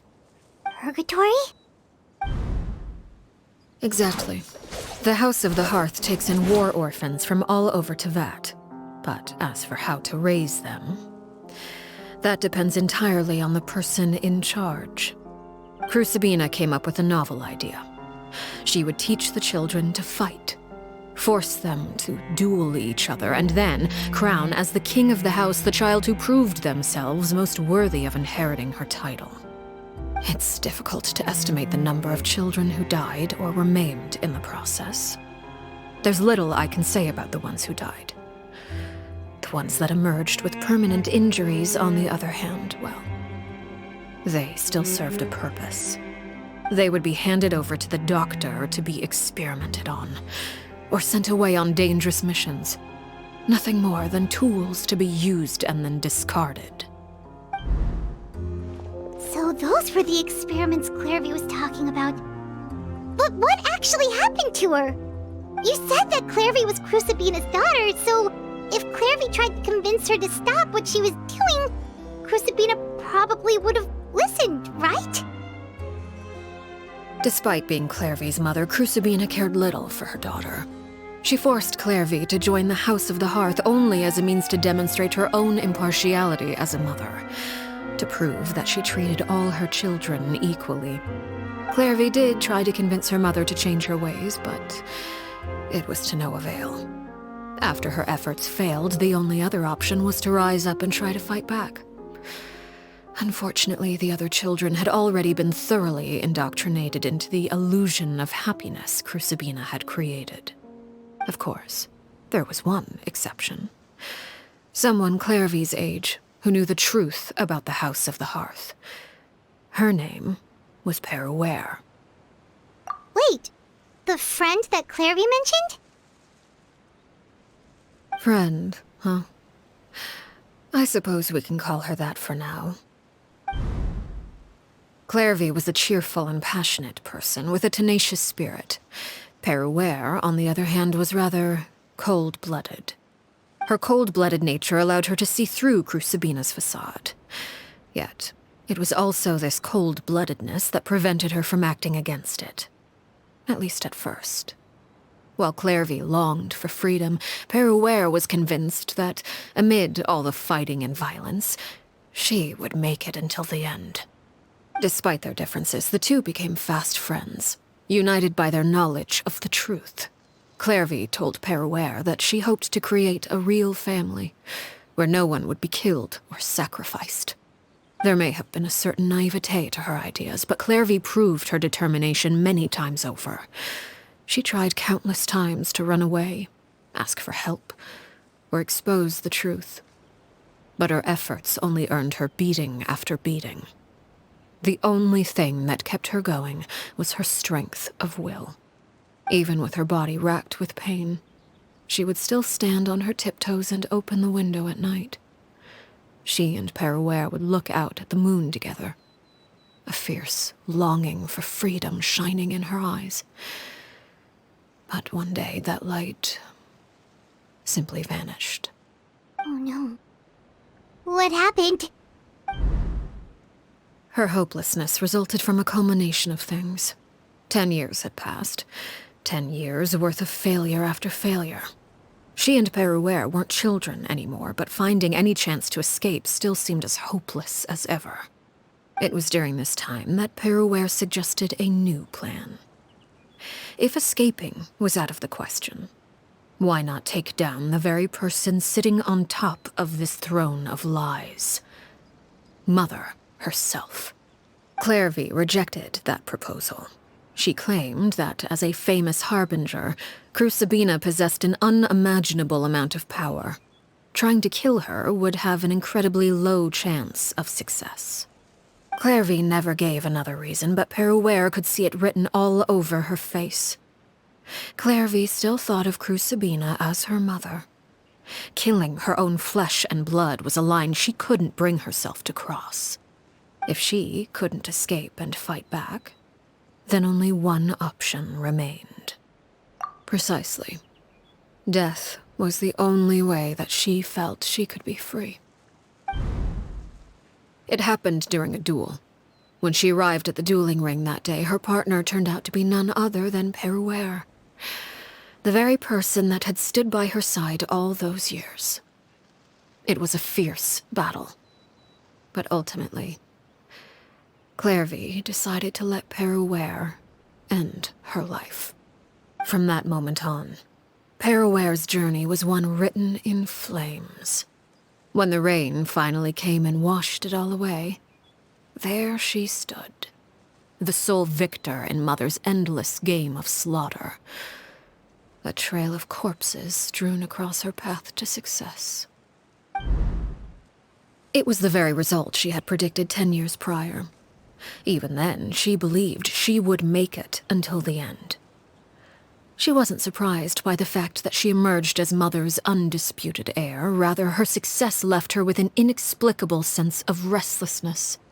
She was unsettled. And there was only one thing that could quell that sensation. Perhaps you two would like to take a guess as to what it was? Crucibina, you mean? But... Correct. This is the place where Perouer killed her best friend. A mere year later, this is also the place where she fought tooth and nail to kill the mother they shared. The moment she acted, any conception of what was right or wrong ceased to matter. It's one of the principles of the house. Only those who survive get to write the rules. Perouer won the battle, and became a harbinger herself. After which Her Majesty, the Tsaritsa, bestowed upon her a new name. Arlecchino. So the Perry Clairvy was talking about... It was you all along. You're Perouer. Arlecchino is just a name you got later. I left that name behind long ago. I must say, hearing it now does bring back memories. After I defeated Crucibina, the moniker of Mother died with her. I chose to forego the title she called herself, and even chose to give up my own name. I rebuilt the House of the Hearth under a new identity. Not only as Arlecchino, but as father. And that is where the story ends. Any more questions? Yeah. Based on what you just told us, Clairvy wasn't a little kid when she was killed. So the Clairvy we met... Was she really a spirit at all? I suppose you could call her an illusion born of flame. Her existence is like ashes to a fire. Something left over in the wake of blaze and ruin. You see, a certain power runs through my veins. It's not unlike a curse. My flames leave behind shadows of anything they consume. Of course, the chances of those shadows morphing into a sentient entity are exceedingly slim. Clairvy is a very special case. Clairvy died when she was 16 years old. But what emerged from the flames was her 6-year-old self. Her appearance wasn't the only thing affected. Most of her memories were lost to the blaze as well. Memory is a mysterious thing indeed. Losing a portion of your memories will alter your sense of self. Lose 10 years' worth, however, and it would be like living in the past. Like returning to a version of yourself that never grew up. No wonder Paimon got such a weird feeling when we were talking to her. Perhaps I should put it this way. Clairvy is someone trapped in time. It may seem like she exists with us in the present, but she truly lives in the confines of her own past. So if all of that is true, then you must have known about Clairvy for a long time. Indeed. She's a rather volatile and unstable entity. Sometimes she would look after the children. She's even saved some of their lives. But other times, she would hide from me and become obsessed with revealing the truth about the house to anyone who will listen. Shadows don't have the capacity to learn or grow. Any new information they encounter is quickly forgotten over time. Your attempts to expose Clairvy to sunlight. They failed, yes. The reason is actually quite simple. In Clairvy's mind, the house is impossible to escape, and it is this very perception that traps her there. But no matter. All I have to do is kill her again, and all will be resolved. I don't anticipate so much as a single speck of ash will be left behind this time. Wait! Paimon can understand why you might want her gone, but isn't there another way? So what if she's trapped in her 6-year-old self? She's still your friend! At least talk to her first! It's too late for that. She broke the rules, and now she must be punished. That goes for Filial and Nantoy as well. She's had quite the effect on them. I hope you understand. The difference between Crucibina and myself lies in our formulation of the rules, not our policy for enforcing them. Upholding the rules without question is a trait we both share, because that is how a household should be run. Is this really what you want to do? Whatever could you mean? Don't you want to say a proper goodbye at least?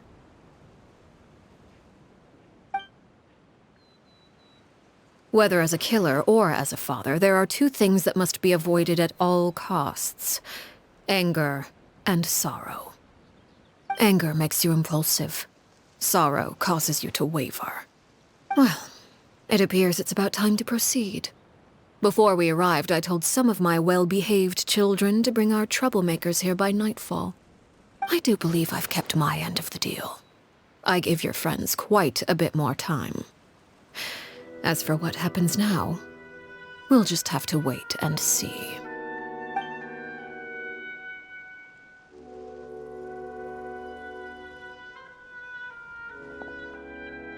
Here they are, Father. You gonna execute him? Seeing something like that would actually be a first for me. Winnie! I'm sorry. I heard about how you helped buy us more time. But I still failed. I couldn't find a way to fulfill her wish. Huh? Are you...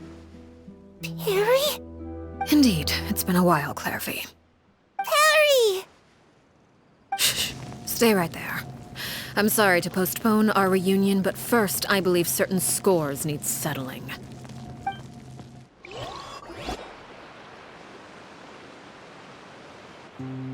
Father, let me explain. Out of my way. Father! You chose to conceal a threat to the house, and for that, you must be punished. Overall, however, I suppose your wrongdoing is hardly the most egregious of the bunch, so I'll deal with your punishments later. As for right now, the more pressing concerns are the traitors among us. By traitors? Do you mean us? Father, let me explain. We didn't mean to... Fultz, Why don't you share what you heard? Yes, Father. Secret Midnight Meeting number 3. Participants, Filial, Nantoi, Sato, Toddy. Nantoi clearly said, if only Father wasn't the one who took us in. Sato added, I'm sick of this life. I just want to live as a normal person. Filial was the worst of them all. She called us crazies and said a bunch of mean things about Father. I did not! You're lying! Fultz is trying to frame us. It's not like I'm the only one who heard those things. After that, you and Toddy and a bunch of other people started talking about Clairvy. You were using all those things Clairvy brought up as an excuse to question Father. We're birds locked in a cage. The only way out is to destroy it. That's what you said, wasn't it? You little. You just want me gone, don't you? What did I ever do to you, huh? And you, Sheplo, have you forgotten who stood by your sickbed, watched over you, and changed your dressings? Come on, let's hear it then. What's your reason for all this?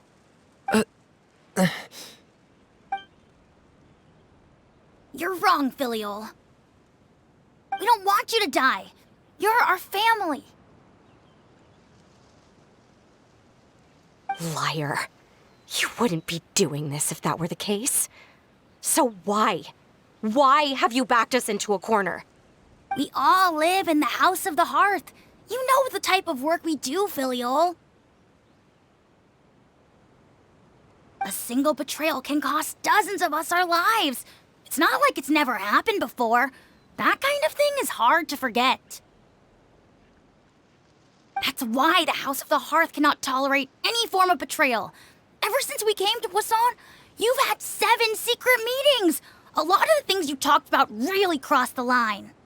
You've been spying on us for half a month? Wait a second. Now that I think about it, the move to Poisson was just a way to make it easier to spy on us, wasn't it? Because we were all in one place. You've had this planned all along. Filial, Nantoi, I'm sorry. I owe you both my life. I owe Clairvy too. If it weren't for all your help after I got poisoned, I wouldn't be standing here today. If this were any other situation, I would do anything to repay that kindness, even if it cost me my life. But rules are rules. I'm sorry. My hands are tied. Why? Why? That's enough, Filial. We made a mistake, and we should own up to it. We broke the rules, plain and simple. And now we have to face the consequences. I'm sorry, Sheplo. Fultz. I'm sorry, Father. We accept our punishment. Chapleau, according to the rules of the House of the Hearth, how should these traitors be punished? All those who betray the house pay with their lives. And so it shall be.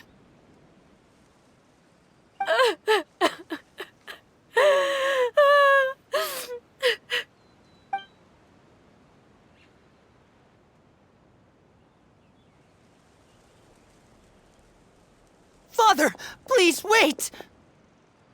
Something you want to say, Linny?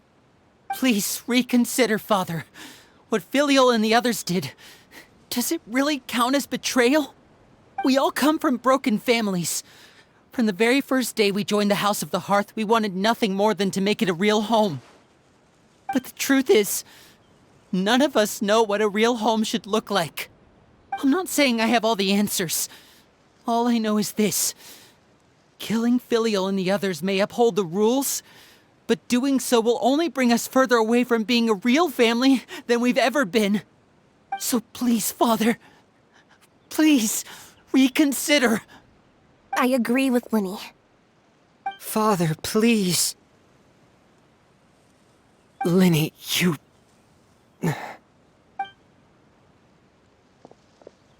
I also agree with Linny.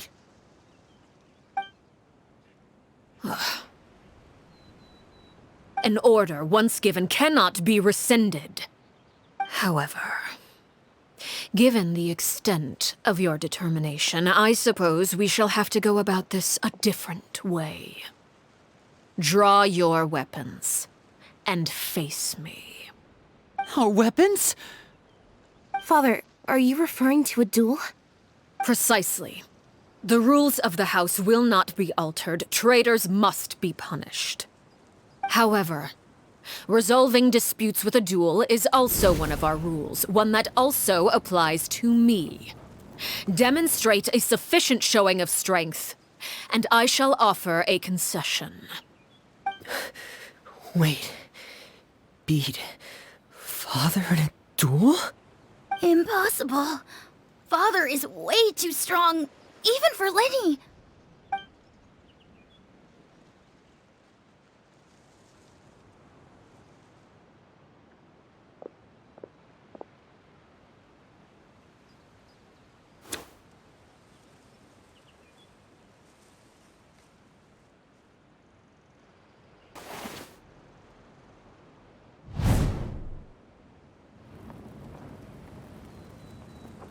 Did you hear that, Traveler?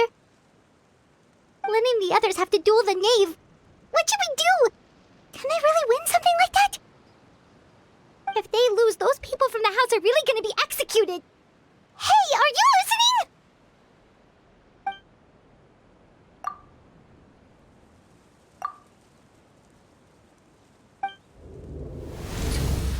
Don't you want to say a proper goodbye at least? Anger makes you impulsive. Sorrow causes you to waver.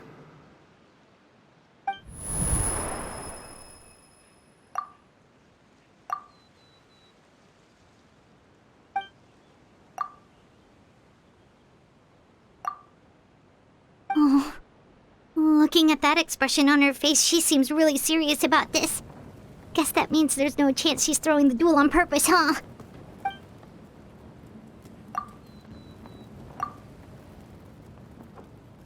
When guests are around, families are often on their best behavior. And any disputes are less likely to escalate. When the time comes, make the choice that you deem most appropriate in the situation, and lend your help to the House of the Hearth. What's wrong, Traveler? Hey, where are you going? Traveler?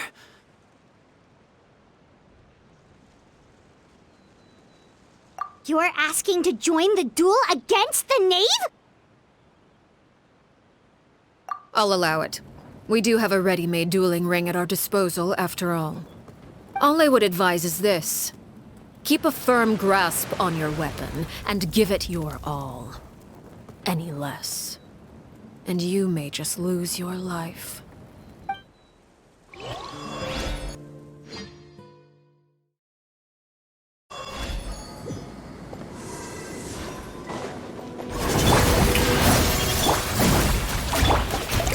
Stabilize.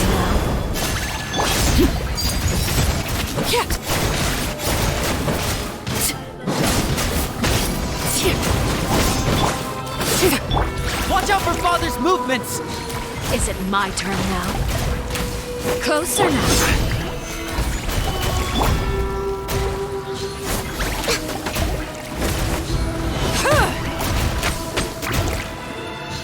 With these rising flames! Hang in there! Access denied.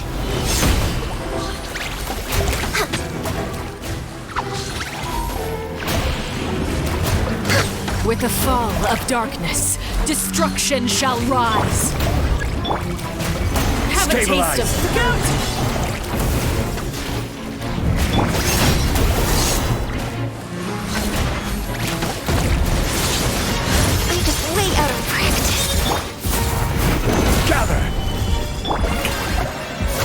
Is it my turn now?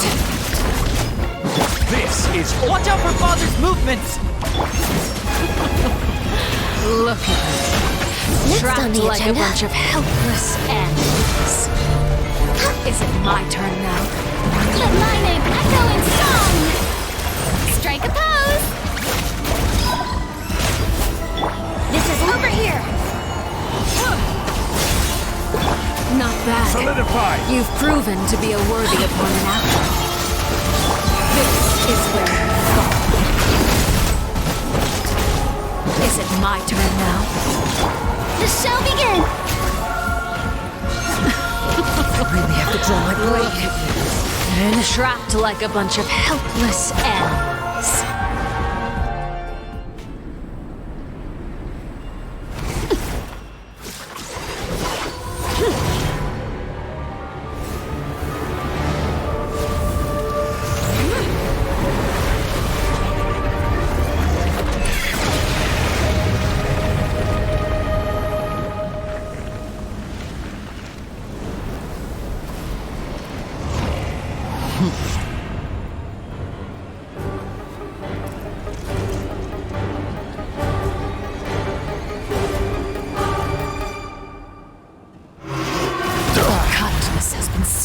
Stabilize! My blade is all that remains. Laid bare. No touching! I will have order!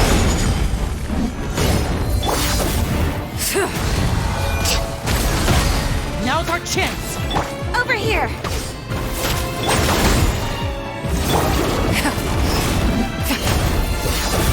Access denied!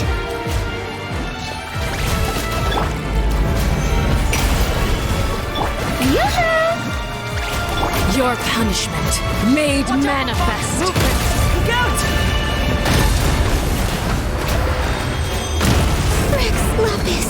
Who's next? I am sorry. Sometimes it's only the beginning.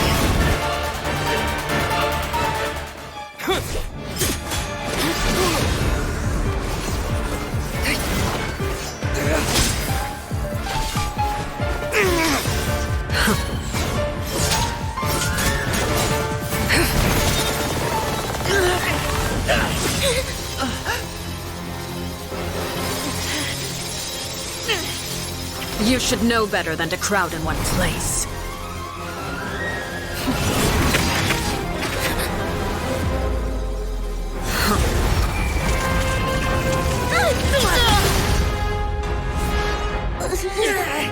Oh, I know. No!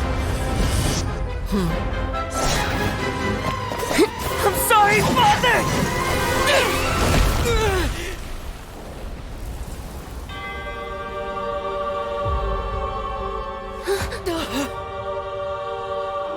Sorry for what? This pitiful excuse for an attack.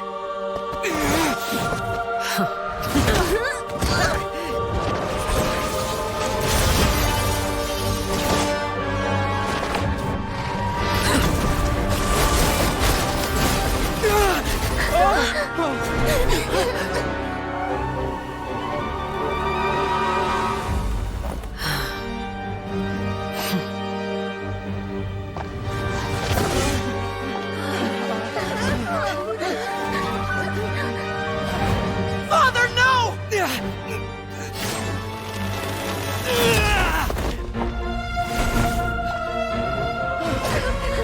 Made it out, did you? You're stronger than I expected.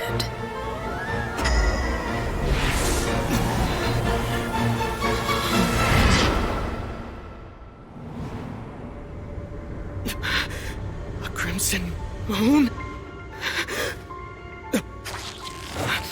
I can't move.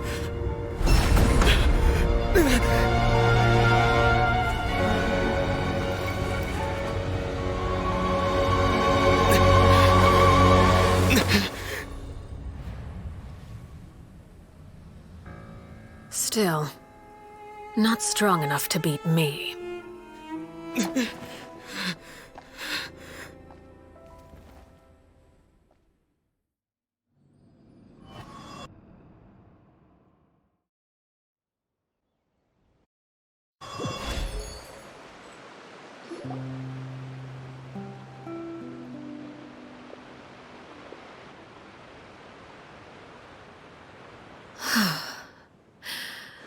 I believe we can end things here. It's not often that we get to enjoy the company of guests, after all. We wouldn't want things to get too out of hand. Brother, are you all right? Lenny! Given that I am the victor of this duel, as agreed, the punishment stands. No! I never thought things would end like this. However, everyone involved in the duel demonstrated a remarkable level of strength and determination. In light of this, I'm prepared to change the method of execution. Elwar, the bottled flames I gave you for safekeeping. Do you still have them? Yes? I wasn't sure what they were for, but I've kept them super safe. I didn't lose a single one. Wonderful. Then, in just a moment, I'll have you administer them. Bottled flames? Indeed. They're the product of a secret experiment. Under certain special circumstances, flames can be extracted from my person and preserved. Once ingested, searing pain will spread across every inch of your body. No harm will come to you physically, but your memories will be burned away. If you can withstand the pain. When you awake, you'll have forgotten everything you know about the House of the Hearth, and will be expelled from the organization. In other words, administering this concoction will kill the version of you that grew up in the house, and give you a new identity.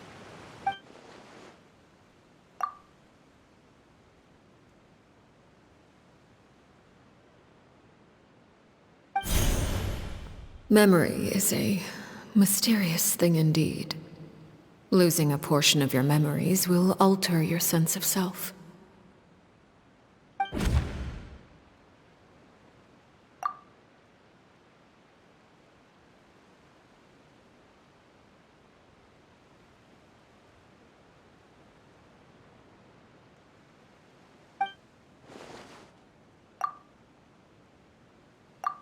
So, you're just letting us go, Father? You misunderstand. Memories are extremely important. Once consumed by flame, the version of you standing before me will die, and our secrets will die with you. So no, I don't intend to just let you go, because the person who survives will be nothing but a stranger. Even so, I won't have to live in fear anymore. I'm sorry, Father. I'm sorry I let you down. But I really... Don't cry, Filial. You haven't left the house yet, so there are still rules to be followed, yes? Remember what I taught you. Anger makes you impulsive, sorrow causes you to waver. Don't let yourself be controlled by your emotions. Of course. I'll remember. Dry your tears, and go pursue the life you really want. Yes, Father. Chaplot, Foltz, Elwar, take them back to Poisson. And bring Lenny and the others as well. I prepared 3 extra vials of bottled flames. As for whether to take them, the choice is yours. Goodbye, children. The next time we meet, I will no longer be your father. Thank you for all you've done for the house. I hope you have bright futures ahead of you.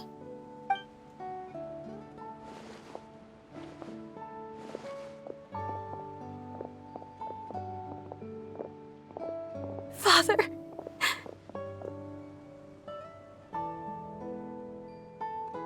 Let's go.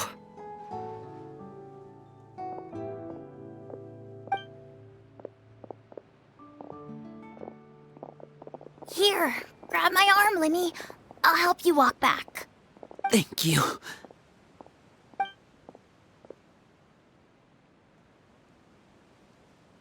Clairvy.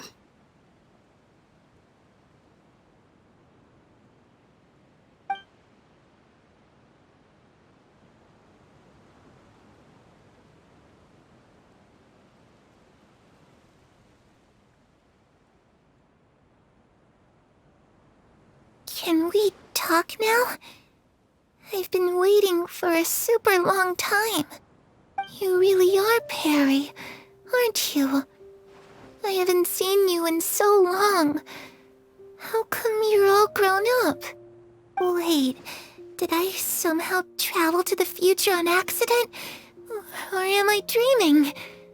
What a long dream. Neither. You died, Clairvy. That's what happened. You could have at least sugarcoated it a little. Look, she's that speechless. Oh. Okay then. Huh? That's it? You accepted it just like that? Yep. If that's what Perry says happened, then I believe her. Perry wouldn't lie to me. Plus, I don't really need to know why I'm like this. I'm more curious about what happens in the future. If you're a harbinger now, Perry, that means Mother is gone, isn't she? Can you tell me about it? I want to know what happened to her. And to me. You never stopped trying to defy fate. At first, no one believed you. You could only vent your frustrations to the moon. In fact, you often sought comfort in the night sky. You wanted to see the aurora, so one night we promised each other we would go to Snezhnaya to see it together. Later on, you tried to run away, but you were brought back each time. Mother spared your life, but it wasn't out of kindness. Instead, she decided to make an example of you by slowly torturing you over time. That way, the other children would know what happens to traitors. Still, you never gave up. Mother hoped that through ruthless duel after ruthless duel, she would be able to crown an ultimate victor among the children she raised. But you called on everyone to unite, to fight to a draw in order to reduce casualties. Your efforts may have only delayed the inevitable, but still. You gave them hope. You tried everything you could think of, but every attempt ended in failure. Still, you never turned your sword on Crucibina, and you never turned it on me.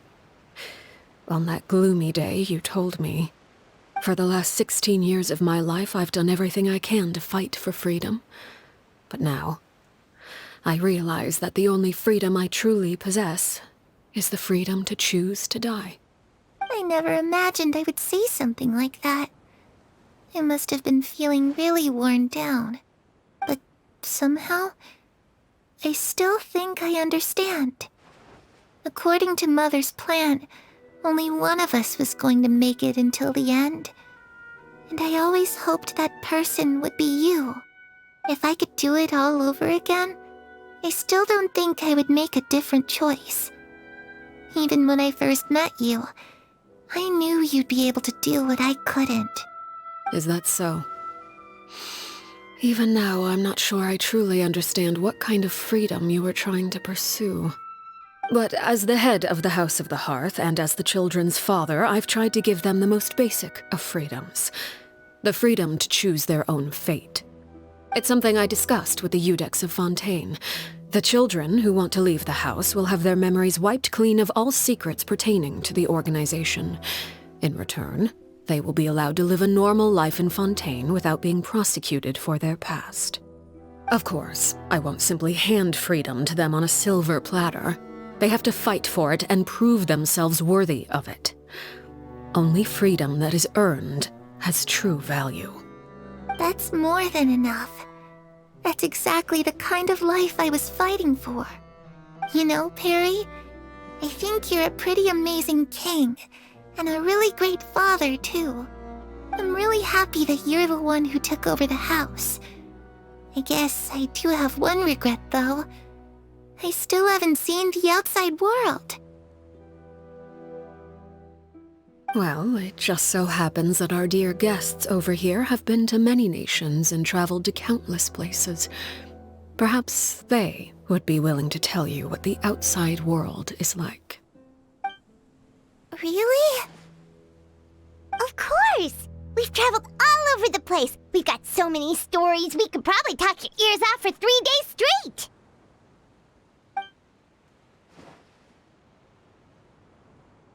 You know, I used to dream of being a bard. Playing the lute while singing into the winds of freedom. Even if there was no one there to listen, I would have continued to sing no matter what. Ah, that's where Mora comes from. I never knew that before. If I had some Mora, I would buy 3 new dresses.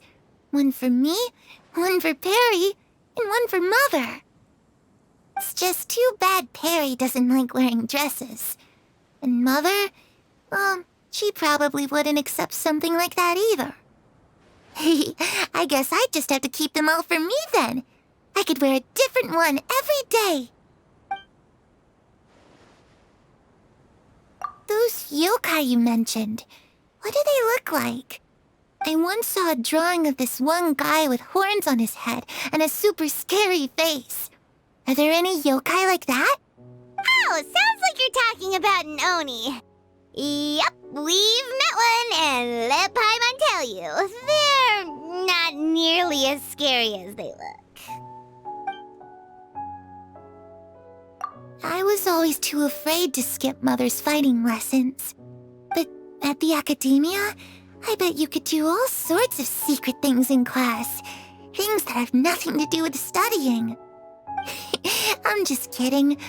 Being able to study whatever you want without having to fear for your life actually sounds pretty great.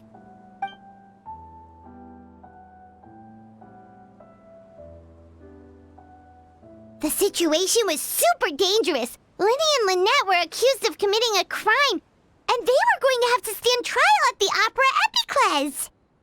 Oh no! That must have been hard for all of you. What happened next?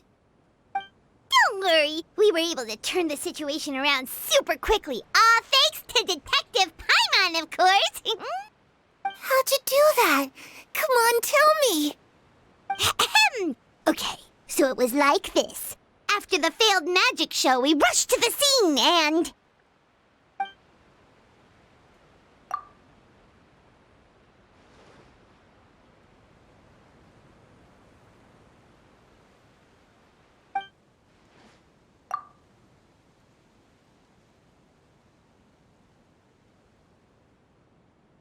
Shadows don't have the capacity to learn or grow.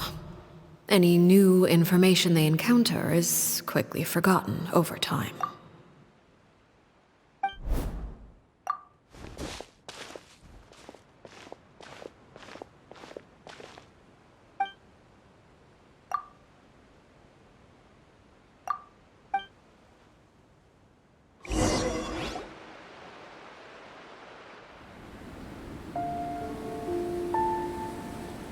Clairvy, you've worked tirelessly from the shadows to overthrow the House of the Hearth. Now, by my authority as the Knave, I shall announce how this matter ends. You are hereby expelled from the House of the Hearth. You are no longer tied to this place, nor are you bound by its rules. You're saying that I can finally leave? I get to experience the outside world as well? Oh, I almost forgot. There's no getting older for me. Still, seeing who you grew up to be makes me really happy, Paraware. Take care of yourself. Goodbye. May we meet again someday.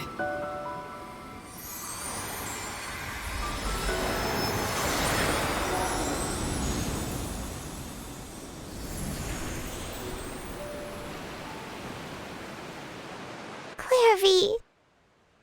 She left so soon. Paimon didn't even get to finish her story. I also have certain sentiments left unsaid. I wanted to tell her that the aurora I saw in Snezhnaya was just as beautiful as the ones in the pictures. But a shadow's memories reset at dawn. Had we delayed any longer, we wouldn't have had the time to say goodbye. Whatever regrets may linger, let them be lost to the coming of a new day. Father? It's Linny! Hey, Linny!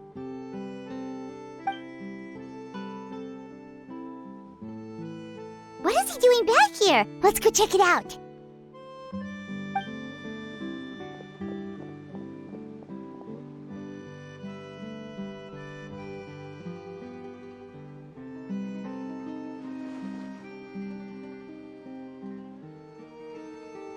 Father, the bottled flames have been administered. Filio and the others have left the house. And you? What have you decided? Thank you for giving us that choice, Father. But we never wanted to leave the house. It's the only home we've ever known. Lynette and Fremine feel the same way. They're recuperating back at the Hotel Bouffe d'été. But I decided to come back and tell you where we stood. I'm sure you're well aware of the expectations I have for you. I want you to follow in my footsteps and become the next king of the house. Yet you seem to have different ideas. I must admit, I'm rather surprised by your decision to stay. There's nothing wrong with choosing to live a quiet life. Leading this organization is a heavy responsibility, one not so easily carried by someone forced onto the throne. I just never understood what you saw in me. What made you believe I was deserving of that throne? You're brave, talented, and, most importantly, you cherish your family. You would do anything to protect them, even if it costs you your life.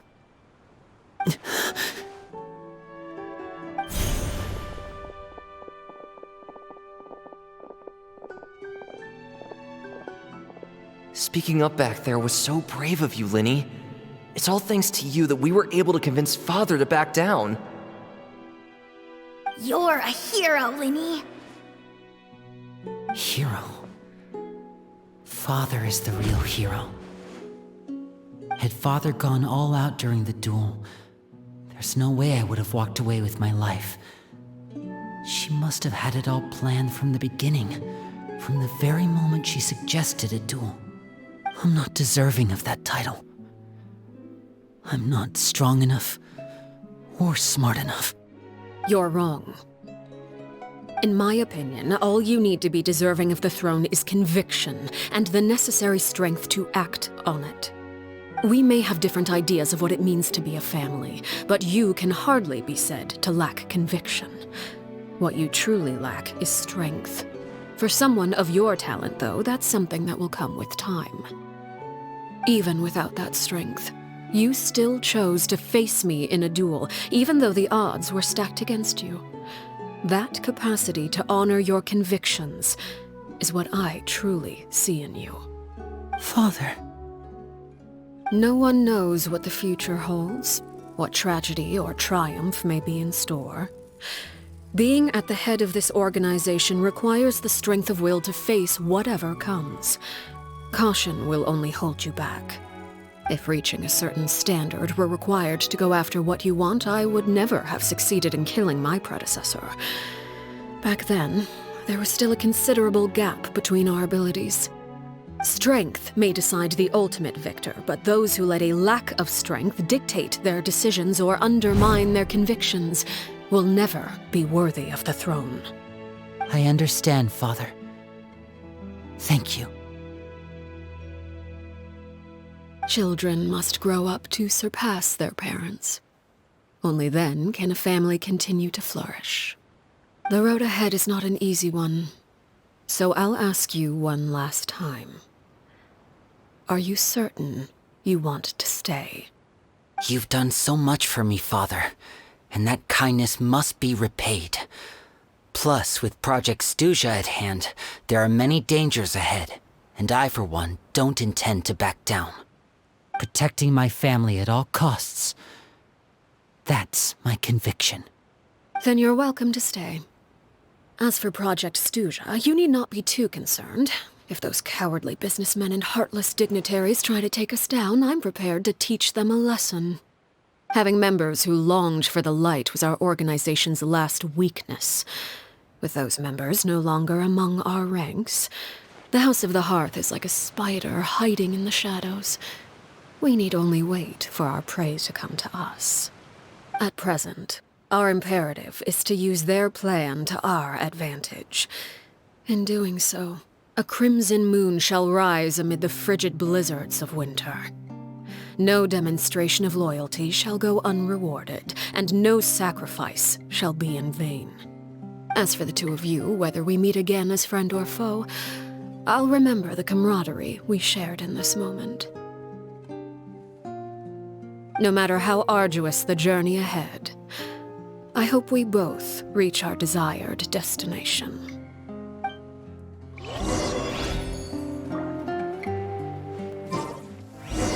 Didn't Linny say that Lynette and Fremine were recovering at the Hotel Bouffe d'été? Oh, Paimon wonders how they're doing. Maybe we should go check on them.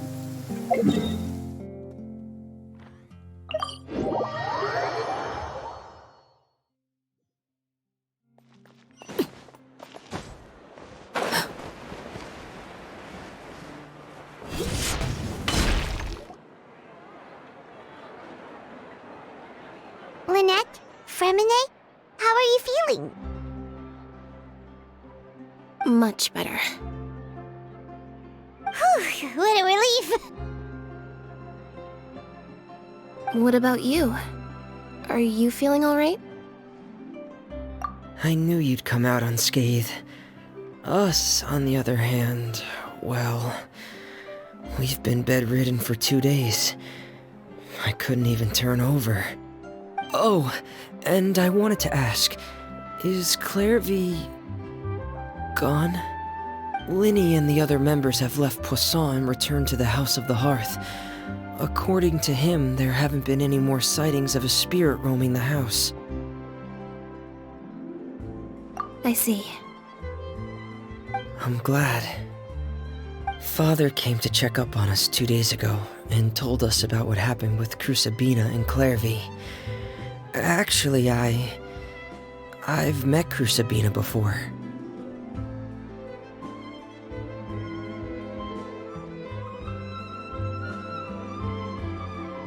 Wait, what? You've met the former knave? Crusabina died a year after Clairvy. It was during the year between their deaths that I joined the House of the Hearth. Crusabina had an extremely cruel and radical way of doing things.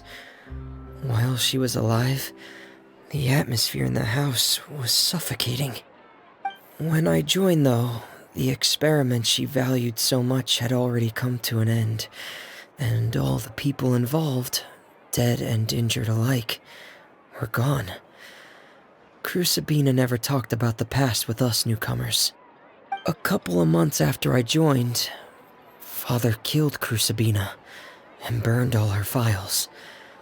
With that, the names of all the people subjected to her experiments, Clairvy included, were lost to the flames, along with the painful memories they represented.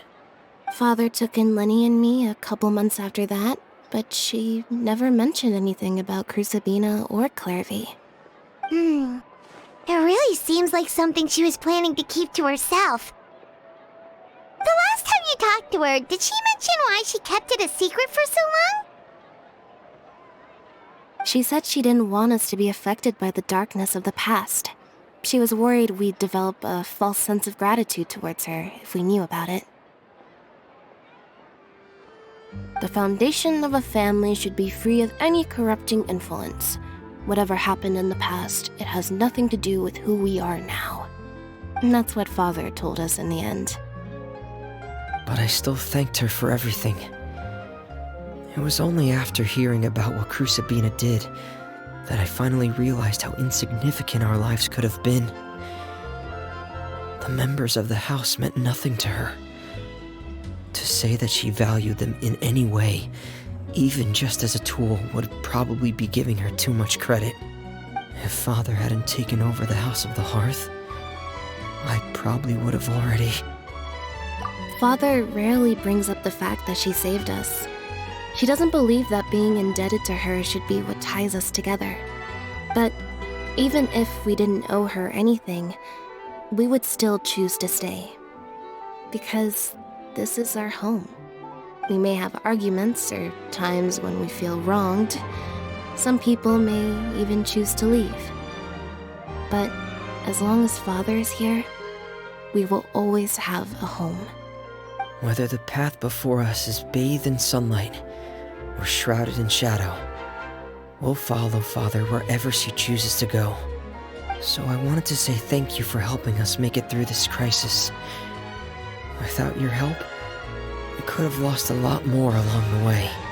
Oh, we didn't do anything, really. Of course. You're welcome anytime. Are Filio and Nantori okay? I actually saw them at a cafe this morning. They didn't recognize me. From what I could tell, they were drinking coffee and talking about one of the operas that started running recently. They seemed happy. If I had to take a guess, I would say they finally found the kind of life they always wished for.